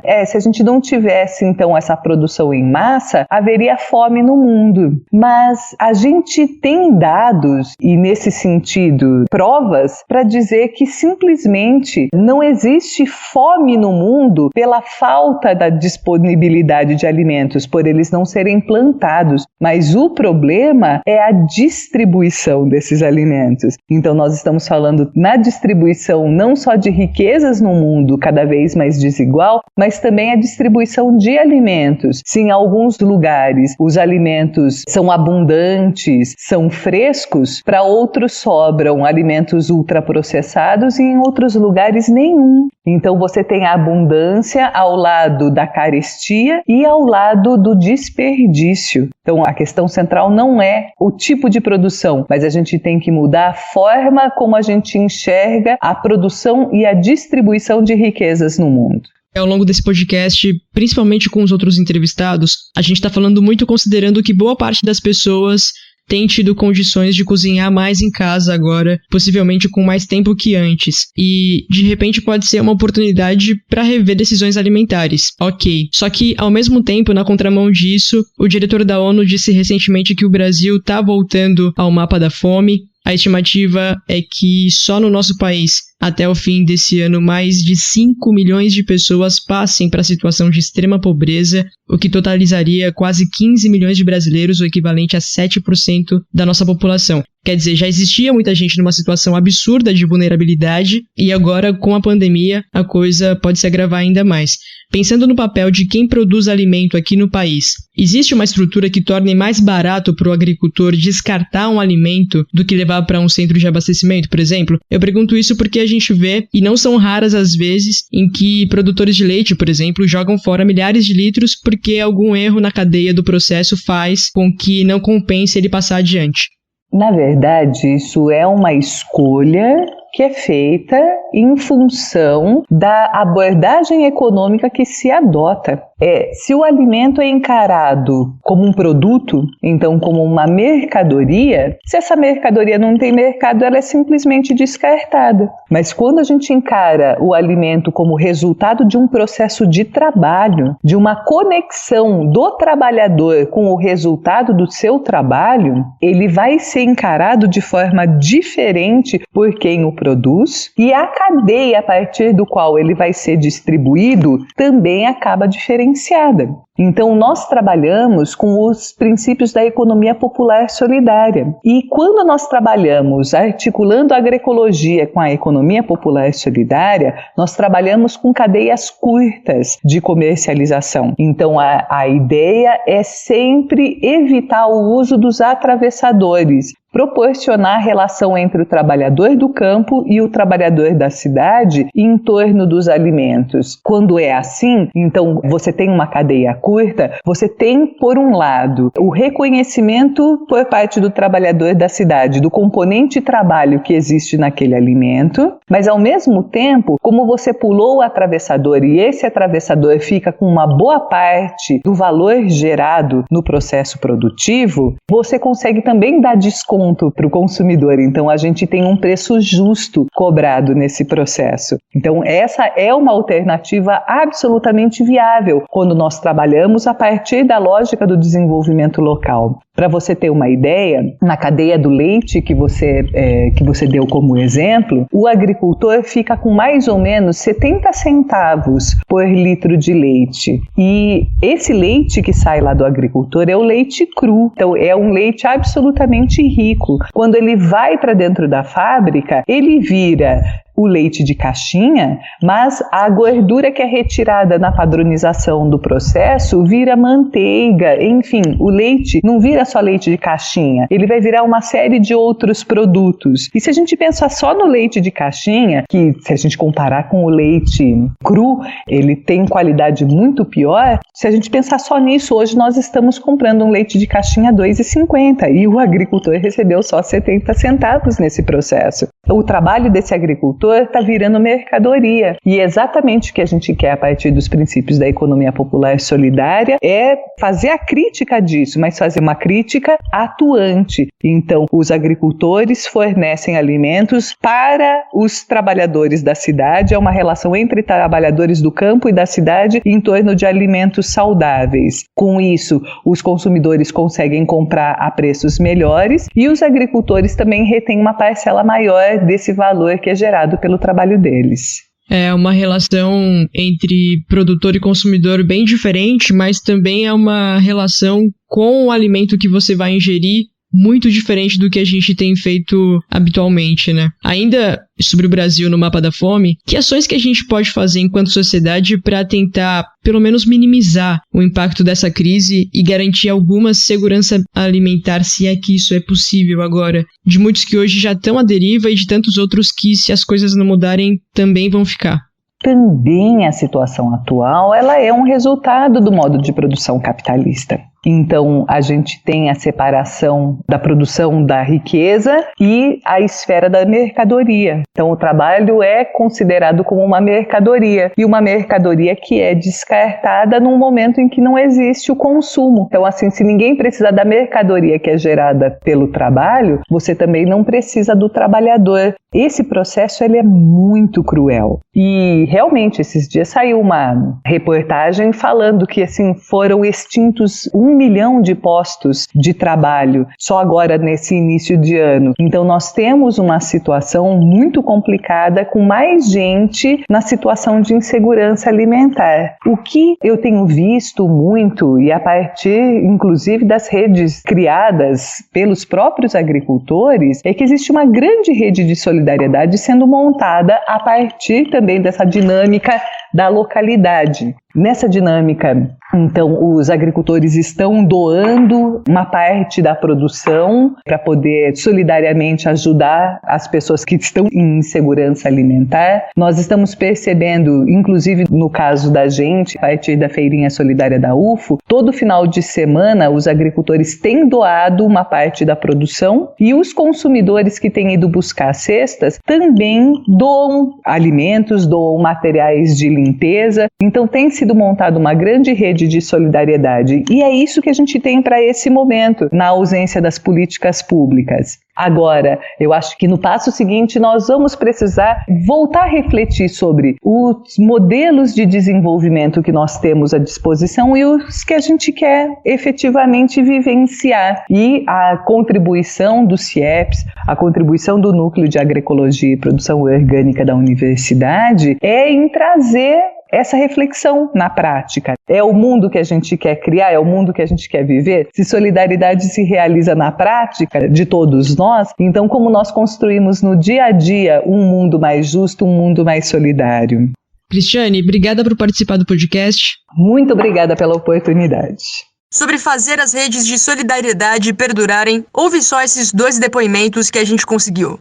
Olá, meu nome é Maria Júlia, tenho 20 anos, faço faculdade de odontologia em Uberlândia. Estava cursando o 5º período, mas devido ao coronavírus minhas aulas foram suspensas e eu estou de quarentena desde o final de março. Como eu estava ficando muito tempo em casa, o ócio vem, né? E a gente fica naquele tédio com vários pensamentos ruins. E eu vendo as notícias de que o número de desempregados tinha aumentado, as pessoas com necessidades também tinham aumentado, várias pessoas passando dificuldades e eu em casa, podendo ter o conforto, parei para pensar e falei, não, as coisas não vão ficar assim. Eu não posso simplesmente cruzar os meus braços e fingir que nada está acontecendo. Foi aí que eu resolvi usar meu Instagram para poder conversar com algumas amigas e criar esse projeto social. Esse projeto social chama Luz Amiga e ele tem o intuito de alcançar o maior número de pessoas, mas a longo prazo. Não é somente durante o período de quarentena que a gente vai estar ajudando as famílias, arrecadando cestas básicas. O meu intuito é que esse projeto social sirva de base para ajudar várias pessoas. Algum amigo que vê algum morador de rua que precisa de algum cobertor, não sabe como recorrer, não sabe onde comprar, e a gente criou nosso Instagram justamente para isso, para poder servir de base para ajudar as outras pessoas.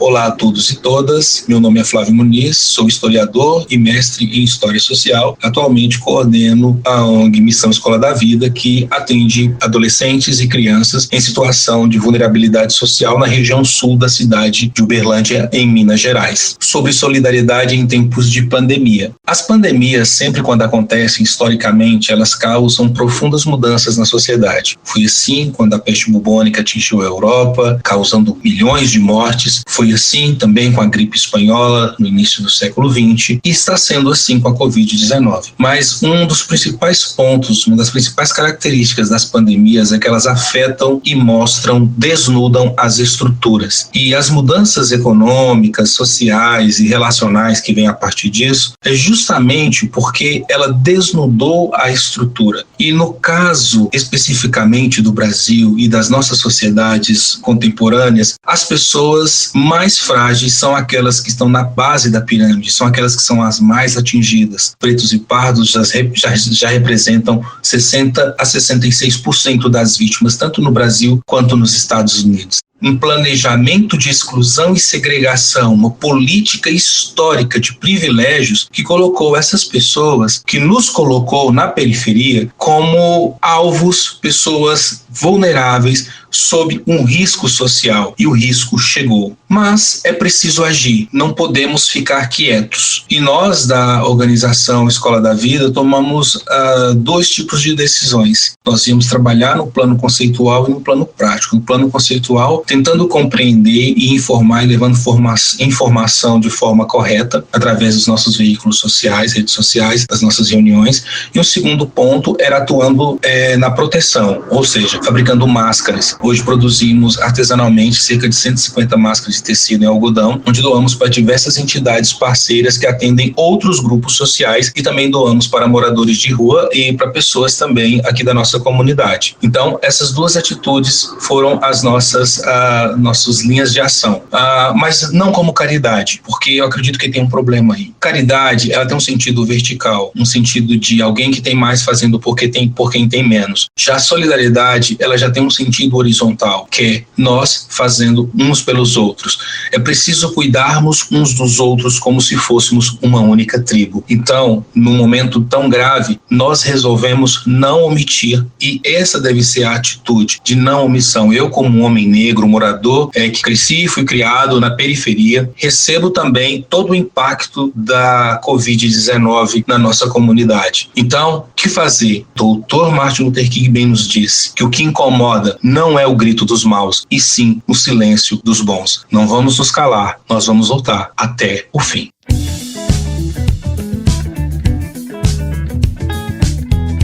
vamos pro último, mas não menos importante bate-papo deste podcast. Eu falei com o Marcos Vinícius Sampaio, doutor em agronomia e professor na UFO, que trabalha, entre outras linhas, com controle biológico de pragas. Marcos, obrigada por participar desse programa. E pra gente começar, só no ano passado, quase 500 novos agrotóxicos tiveram uso liberado aqui no Brasil. Afinal de contas, agrotóxico é ou não prejudicial à saúde humana? Essa terminologia agrotóxico, ela engloba todos os produtos que nós chamamos de defensivos agrícolas, né? A partir de um acordo que teve com o Mercosul, passou a ter essa terminologia de defensivos agrícolas.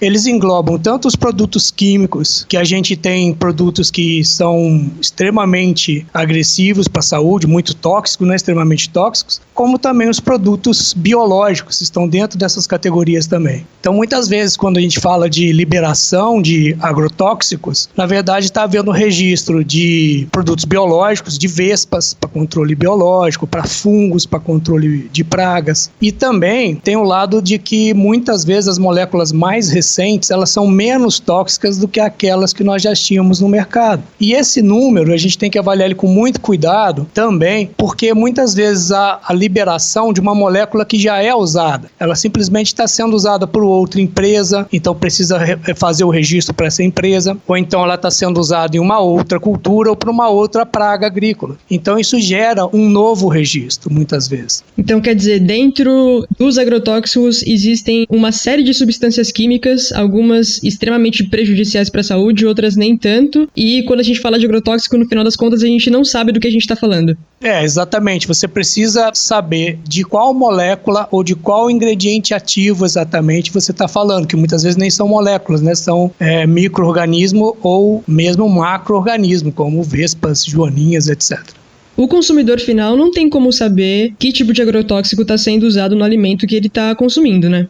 Infelizmente não. O que eu, né, a gente, não exatamente eu, pelo menos, preconizo, seria uma fiscalização muito mais séria. Infelizmente, essa fiscalização dessas moléculas, ela é cara, fica basicamente na mão do governo. Então, você tem uma fiscalização anual, né, que é feita pela Anvisa, dos produtos agropecuários, para ver se existe resíduo, mas ela ainda é insuficiente, né, incipiente. Ela é melhor do que nada. No passado, nós não tínhamos nada. Agora nós temos alguma coisa, mas ainda é insuficiente. Para o consumidor saber, nós precisaríamos ter uma constante coleta de amostras, fazendo a avaliação de quais substâncias e qual é a quantidade dessas substâncias estão nessas amostras. Mas mais importante do que isso, seria a gente conseguir identificar o produtor que está fazendo a coisa certa e o produtor que está fazendo a coisa errada. Uma vez que você recebe todas as amostras, a produção inteira de Uberlândia e região vai para um único local, para o Ceasa, inclusive de outras regiões também chegam produtos lá. E eles são misturados, mesmo que você faça uma análise, você não consegue identificar quem errou. Então você não consegue punir.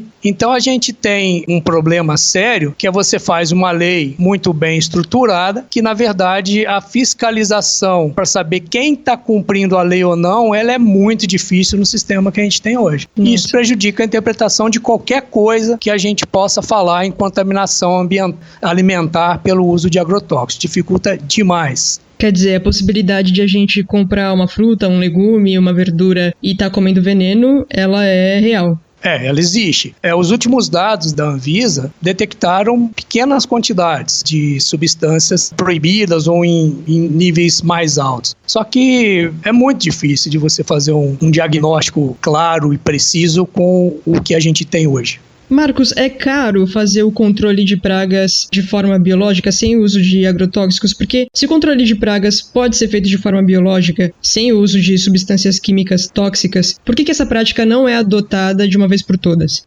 Vamos começar com o principal problema que o Brasil teve durante anos, de uma agricultura moderna, com muita tecnologia, e que não permitia o registro de agentes de controle biológico. A nossa legislação não permitia. Até 2010, 2012, que a coisa começou a ser modificada. Então a gente viveu muitos e muitos anos com os produtos biológicos vivendo na clandestinidade, por falta de regulamentação do nosso Congresso Nacional. A partir do momento que nós vencemos essa primeira primeira barreira, nós conseguimos ter os produtos biológicos no Brasil registrados por empresas sérias. A partir daí você faz a recomendação sabendo que o produtor vai ter a quem recorrer caso dê algum problema. Antes, basicamente, ainda existia essa possibilidade. Nisso, o Brasil está muito atrasado relacionado a países como o México, como a Colômbia, Peru, que são vizinhos nossos, para não ficar fazendo comparação com a Europa, que a coisa é bem diferente. Sim. Mas já começa esse primeiro problema. Se você não tem o produto registrado, regulamentado, com a empresa séria, que você pode cobrar dela o que você está comprando, já começava a ficar tudo muito difícil. E se você imaginar que a gente tem aí praticamente 10 anos de utilização desses produtos de forma legal, você vê que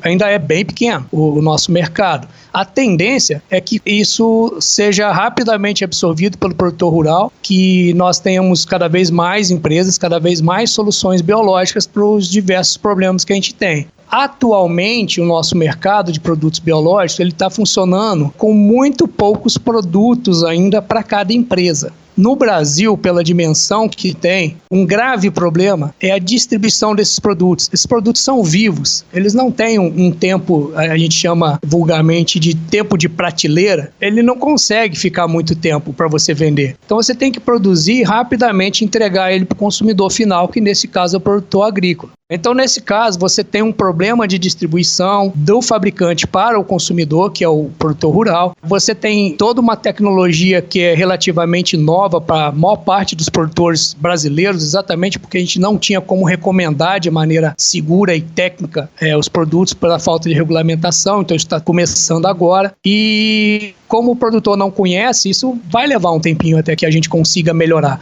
E um outro ponto que eu chamo um ponto focal, vamos dizer, o ponto primordial, é que não existe solução biológica para tudo ainda. Então você tem alguns produtos biológicos, até porque as empresas elas comercializam poucos produtos biológicos ainda, né? Pela gama de possibilidades que nós temos aqui, principalmente por ser um país tropical. Então são poucas as soluções que a gente tem para poucas pragas. À medida que isso tudo for avançando, eu acredito muito que esse cenário ele tende a mudar. Eu não sei se vai ser para uma coisa de ser 100%, 50%, 30% do uso de biológico na agricultura brasileira, mas que com certeza vai aumentar muito a área utilizada de controle biológico, isso eu tenho como certeza. É irreversível. E com relação ao custo, que você havia perguntado, né, não dá para a gente fazer um paralelo. Isso depende do inseticida, porque a gente tem uma diferença de preço de inseticida muito grande entre um e outro. Normalmente os que são lançados mais recentemente, eles têm um preço maior. Com o passado do tempo, eles perdem a sua patente, mais empresas conseguem usar e o preço dele vai lá para baixo. E isso é até um problema, né, porque muitas vezes os produtos mais tóxicos são os mais antigos, eles são os mais baratos. Inclusive tem um pesquisador da Holanda, um dos artigos dele, ele comenta que os inseticidas são irresponsavelmente muito baratos. Então isso é uma coisa que a gente precisa repensar, né? Em alguns casos, você ter essa diferença de preço de produtos menos tóxicos serem muito mais caros do que os produtos mais tóxicos. É um problema que o mercado regula, mas leva em torno de 20 anos para começar a regular isso. Também depende muito do custo de produção de inimigos naturais. Para você ter uma ideia, existem produtos biológicos, né? Alguns inimigos naturais, que a gente consegue fazer uma dieta artificial. Você usa como se fosse fazer um bolo, né? Farinha de trigo, etc. Coisas variadas desse modo. E você cria a praga, que se alimentaria da planta, ela acaba se alimentando dessa dieta artificial. E aí, por você não ter a produção da planta, o custo dessa produção dessa praga, ela diminui muito. E aí você cria o inimigo natural se alimentando desta praga que comeu uma dieta artificial e não uma planta. Então o custo desse inimigo natural ele passa a ser bem mais barato do que se você tivesse que utilizar plantas. Então uma das coisas que eu venho acompanhando no mercado aqui do Brasil é que as indústrias que produzem os inimigos naturais só estão trabalhando com os inimigos naturais que você consegue produzir o alimento dele em dietas artificiais. Então isso também tem sido uma limitação para o número de agentes que a gente tem no mercado hoje. Suprir as necessidades alimentares de um planeta com quase 8 bilhões de pessoas é possível somente com agricultura familiar na produção de orgânicos? Ou para conseguir alimentar tanta gente, a produção em larga escala com o uso de agrotóxico é indispensável ainda? Hoje, com certeza, é indispensável. porque se você for pensar o tamanho das áreas que nós utilizamos para poder alimentar o mundo, né? A utilização de óleo, de soja, de canola e outros vegetais usam áreas muito grandes. A produção de proteína para alimentação animal exige áreas enormes. É o caso da soja, e aqui do Brasil, principalmente, no nosso caso aqui a soja, mas outras culturas são produzidas em outros países, são sempre em áreas muito grandes, e até mesmo para alimentação daquele produto energético básico, né? Em muitos países é o trigo, então você olha áreas no hemisfério norte enormes de trigo, aqui para nós é o arroz e o feijão, então são áreas enormes de arroz, de feijão. Então todas essas culturas, elas têm como característica também a baixa produtividade quando você compara com outras culturas. Então você tem numa área de grãos, arroz, feijão, soja, trigo, milho, você precisa de grandes áreas para quantidade grande de grãos, para você alimentar as pessoas, os óleos e principalmente para proteína para alimentação animal, que depois acaba sendo utilizado por nós como alimento. Então, as características hoje que o mundo utiliza de alimentação, ele necessita de grandes áreas para poder a gente fechar a conta, vamos dizer assim.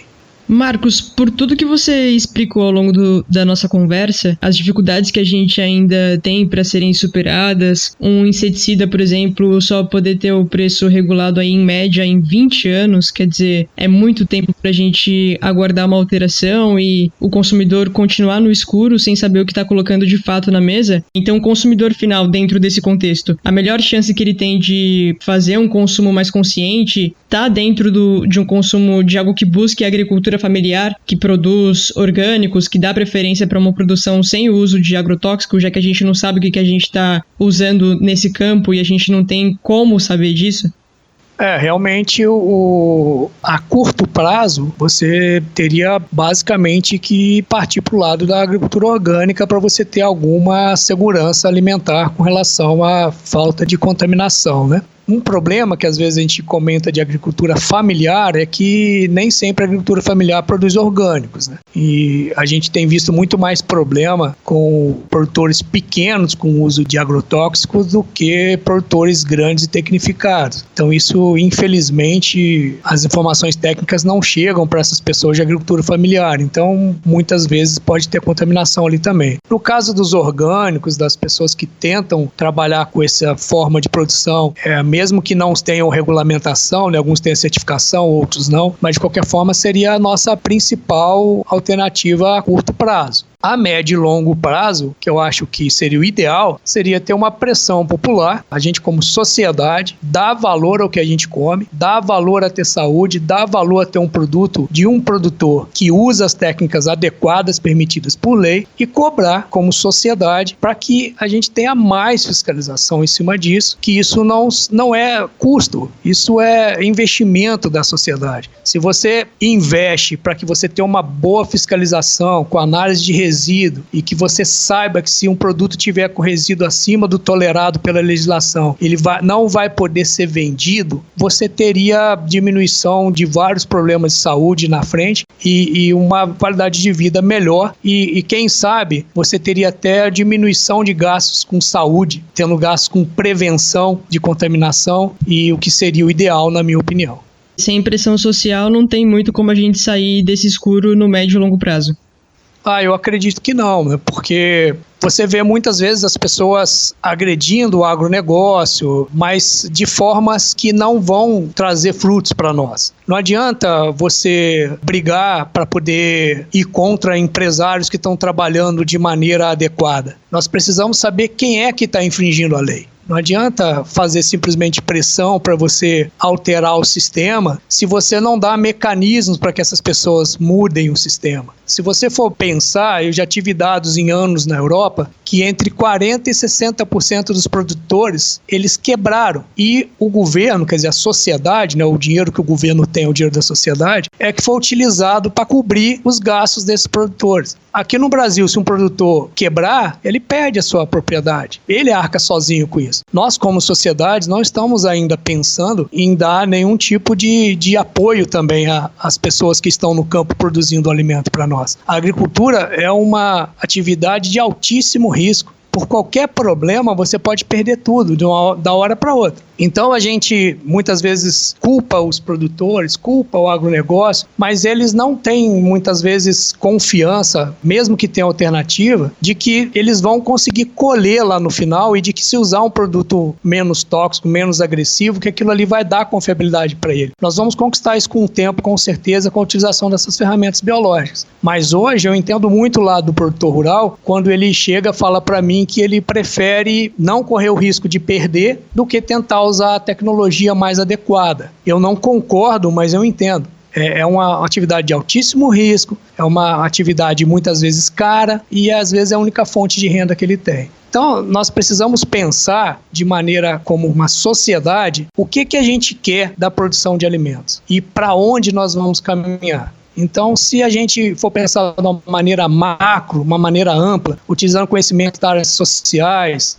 da geografia, da toxicologia e do agronegócio, né, da agronomia, da veterinária, da zootecnia, nós temos que buscar soluções e caminhos para que isso daí sempre vá na direção correta. E não simplesmente utilizar de protestos contra empresários, contra pequenos microempresários que às vezes estão fazendo as coisas dentro das possibilidades dele, sem muitas vezes nem conhecimento tecnológico, e que isso pode gerar problemas para nós, né? E eu acho que caminhando como sociedade a gente tem condição de melhorar a situação para todos. Garantir uma forma de produção e de consumo que seja baseada na vida e que gere lucro também, mas como objetivo segundo e não primeiro, parece ser um objetivo meio óbvio de qualquer sociedade que se preocupe com a saúde e com a qualidade de vida da sua população. Mas quando a gente olha friamente, parece que na realidade a gente está dentro de uma lógica que se baseia primeiramente no lucro e a segurança alimentar, literalmente a vida das pessoas, né, fica em segundo plano e até nesse caso, como você citou, microempreendedores que estão fazendo tudo que está ao alcance deles também não são levados em consideração muitas vezes. Um exemplo disso é o descarte de alimentos, que poderiam chegar à mesa das pessoas, mas muitas vezes são descartados porque acaba não compensando para o produtor gastar com armazenamento ou com transporte até um centro de abastecimento. Vai sair mais barato jogar tudo que foi produzido fora, porque o que ele vai receber pelo alimento não paga o gasto que ele teve inicialmente. Isso a gente não está falando que acontece o tempo todo, mas em alguns contextos específicos pode acontecer, né? Explica um pouco desse processo pra gente, Marcos, e quais seriam as alternativas para esse fato que, mesmo agora, durante a pandemia, não tem sido uma raridade.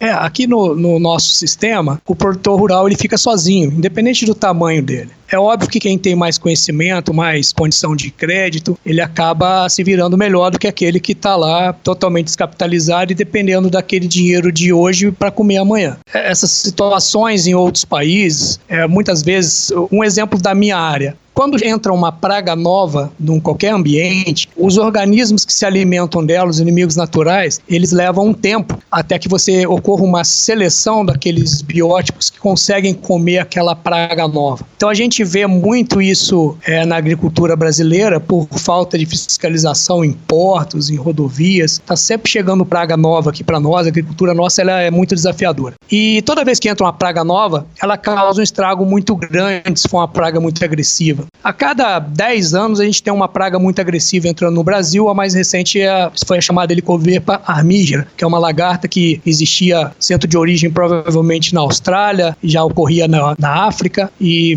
chegou até aqui no Brasil. Quando você tem uma situação dessa, em alguns países desenvolvidos, a recomendação das autoridades é que as pessoas diminuam as suas áreas plantadas ou que não plantem. E aí você tem o socorro dos governos para que essas pessoas não plantem. Aqui no Brasil, o que acontece é um desespero do produtor rural, muitas vezes sozinho, sem tecnologia, e ele começa a fazer um teste por ele mesmo de qual inseticida vai funcionar para controlar aquela praga. Nossa. E aí a gente tem uma contaminação geral de tudo. Quer dizer, as pessoas no campo, elas ficam sozinhas muitas vezes. E inclusive quando ocorre isso, os grandes produtores também se veem grandes problemas, porque muitas vezes os seguros não cobrem ataque de pragas. Porque não é um desastre natural que você não consegue evitar. Você tem tecnologia para evitar. Mas quando você tem uma praga nova, você não sabe o que empregar, ninguém sabe. E aí o os seguros não cobrem. E aí muitas vezes essas pessoas ficam sem ter condição de garantir se eles vão colher ou não. Então a gente tem como sociedade, de maneira geral, um descaso muito grande com relação a esse tipo de produção. Você estava falando com relação à sobra,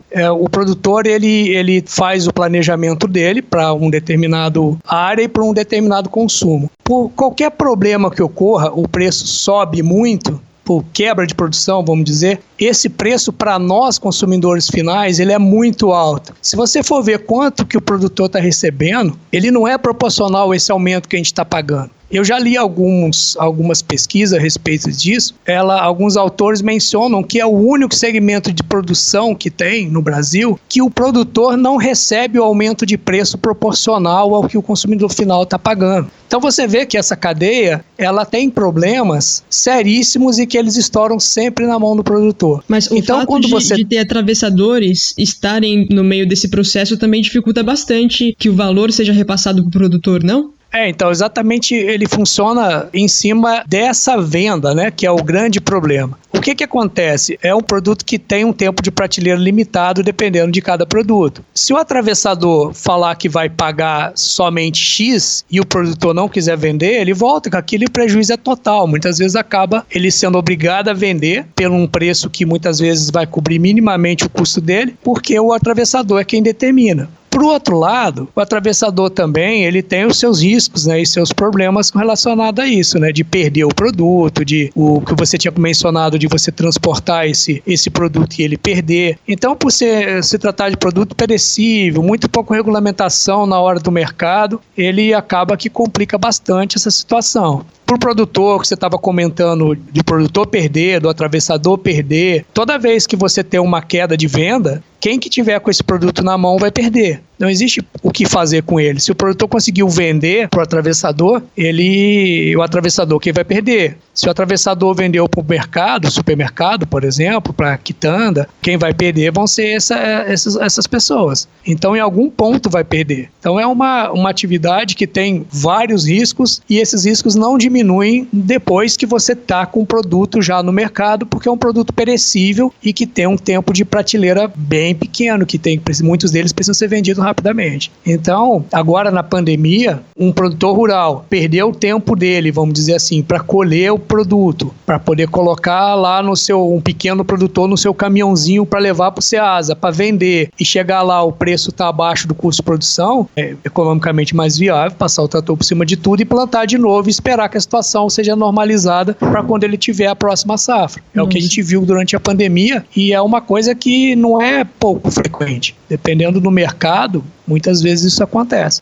Isso que é chocante, porque em contrapartida a gente tem o Brasil voltando para o mapa da fome. A gente já tinha 9 milhões de pessoas em situação de extrema pobreza e do outro lado da ponta a gente tem toneladas de alimentos sendo descartados porque, economicamente falando, não compensa ele ser levado para um centro de distribuição. O problema é bem mais abrangente, na minha opinião, né? Precisamos gerar renda para essas pessoas. É muito difícil a gente pensar que a gente vai acabar com a fome produzindo alimento. Esse alimento não vai chegar em quem não tem recursos, quem não tem dinheiro. É um sistema político, social, econômico, que precisa ser tratado no Brasil de uma maneira bastante ampla, com muita discussão, para a gente tentar resolver isso. Uma das coisas que nós, da agricultura, a gente sempre se orgulha de que a gente produz alimento para alimentar as pessoas, mas, na verdade, a gente tem que lembrar sempre que isso é uma atividade econômica, que a pessoa que está ali atrás, ela precisa receber, porque senão ela também não come. Sim. Ela não paga suas contas. Essa situação, ela só vai ser resolvida quando a gente começar a encarar de maneira muito séria esse desequilíbrio, essa desigualdade social que a gente tem no país. Então, infelizmente, eu acho que isso não passa muito pela mão do setor agrícola, nesse momento, pelo menos, né?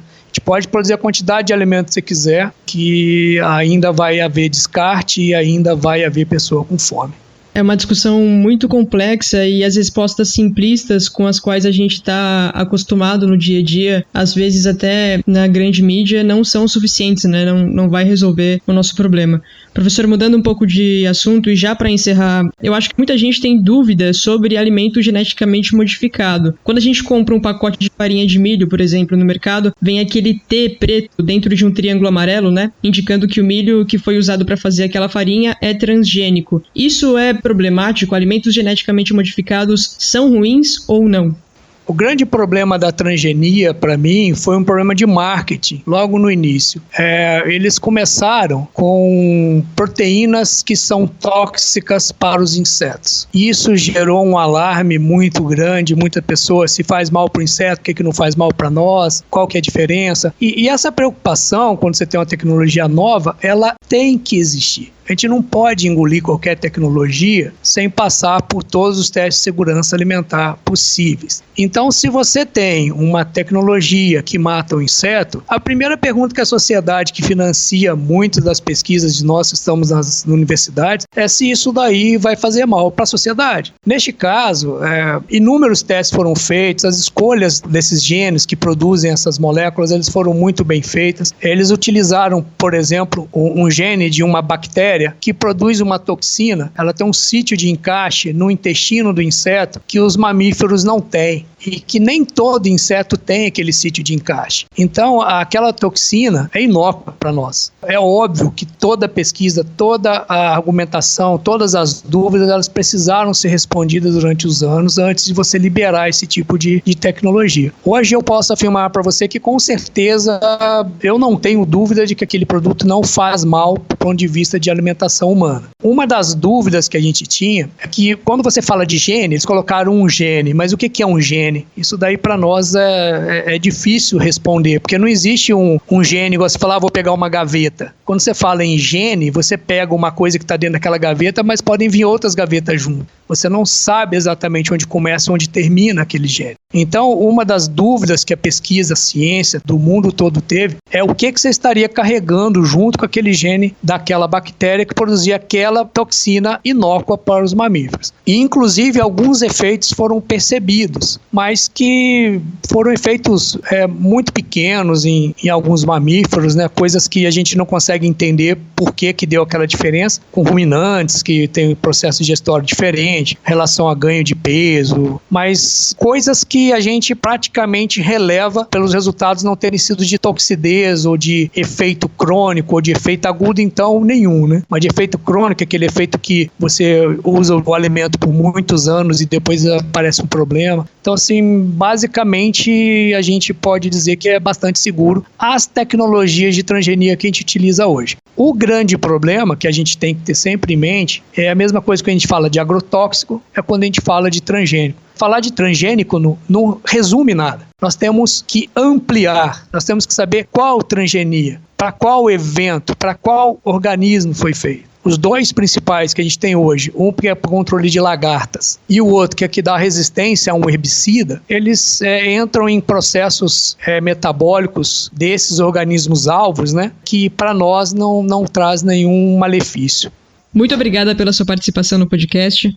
Muito obrigado, eu que agradeço, a conversa foi muito agradável e eu adorei falar sobre esse assunto. São assuntos que a gente só consegue falar para um número de alunos limitados na pós-graduação, né? Então, quando a gente tem uma abrangência maior assim dessas ideias e esses pensamentos, é excelente, eu agradeço muito pelo convite.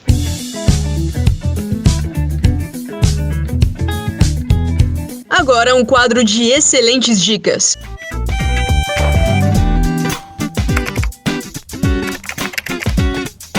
Anexos.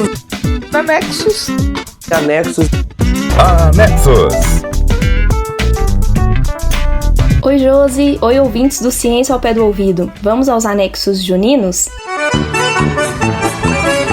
Nossa primeira dica tem que ser o Guia Alimentar para a População Brasileira, que a professora Mônica Bidala mencionou na entrevista. As dicas desse guia são muito fáceis de entender e aplicar no dia a dia. Por exemplo, ele explica o que são alimentos in natura e minimamente processados, que devem ser a base da nossa alimentação. E também como reconhecer o alimento ultraprocessado, que a gente deve evitar porque faz mal à nossa saúde. Segundo o guia, temos que olhar a lista de ingredientes no rótulo. Se tem muito ingrediente e os nomes são estranhos, como gordura vegetal hidrogenada, xarope de frutose, espessante, aromatizante, corante, que não parecem nomes de comida, isso indica que o produto é um ultraprocessado. E tem muitas outras dicas boas por lá. O guia está disponível no site do Ministério da Saúde, que é saude.gov.br, mas é muito fácil encontrar pelo Google. Busque Guia Alimentar para a População Brasileira. É o primeiro PDF que aparece.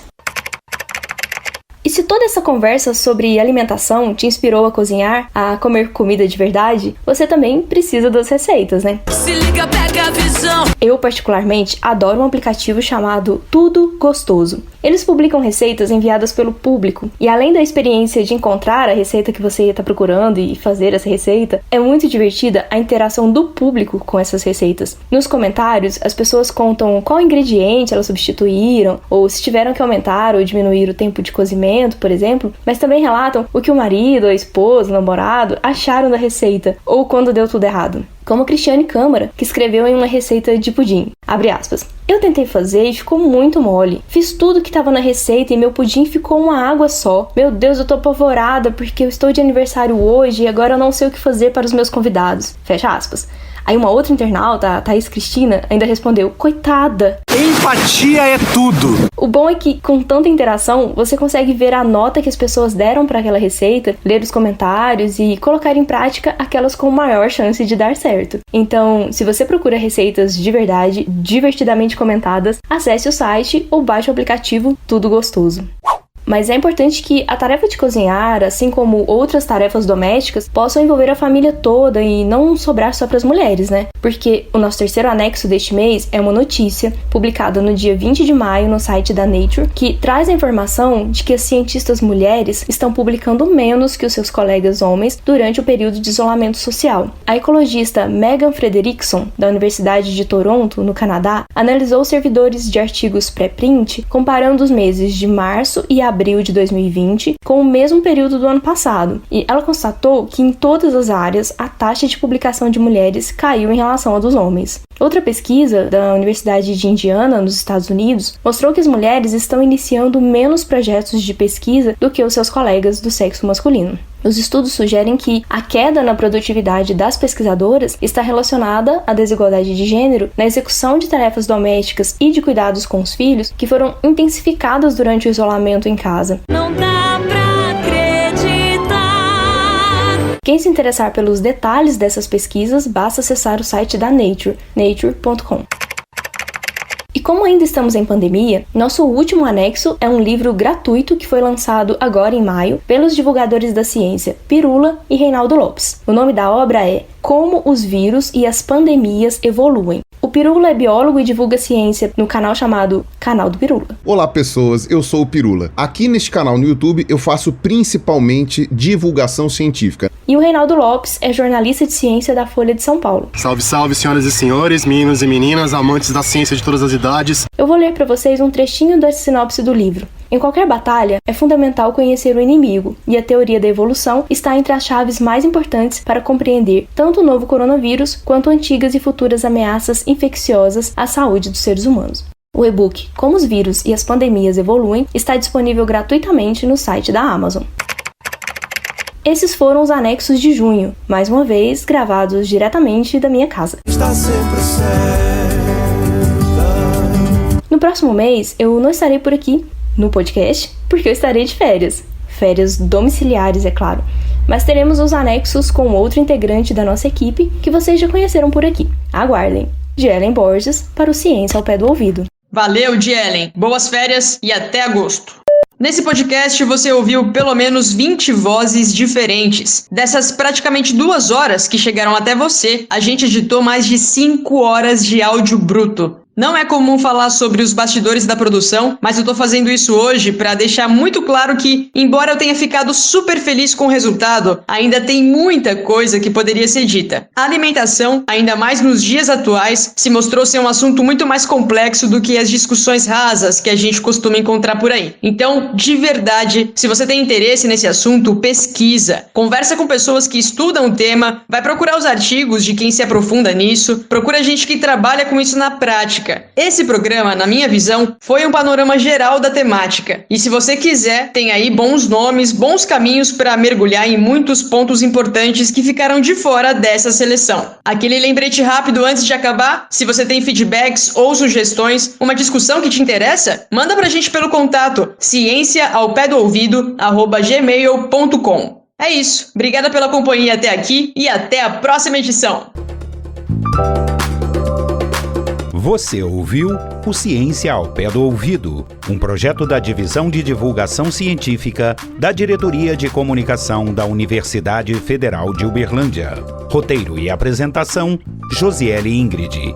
Anexos, de Ellen Borges. Colaboração geral, Tiago Crepaldi. Edição, Josiele Ingrid.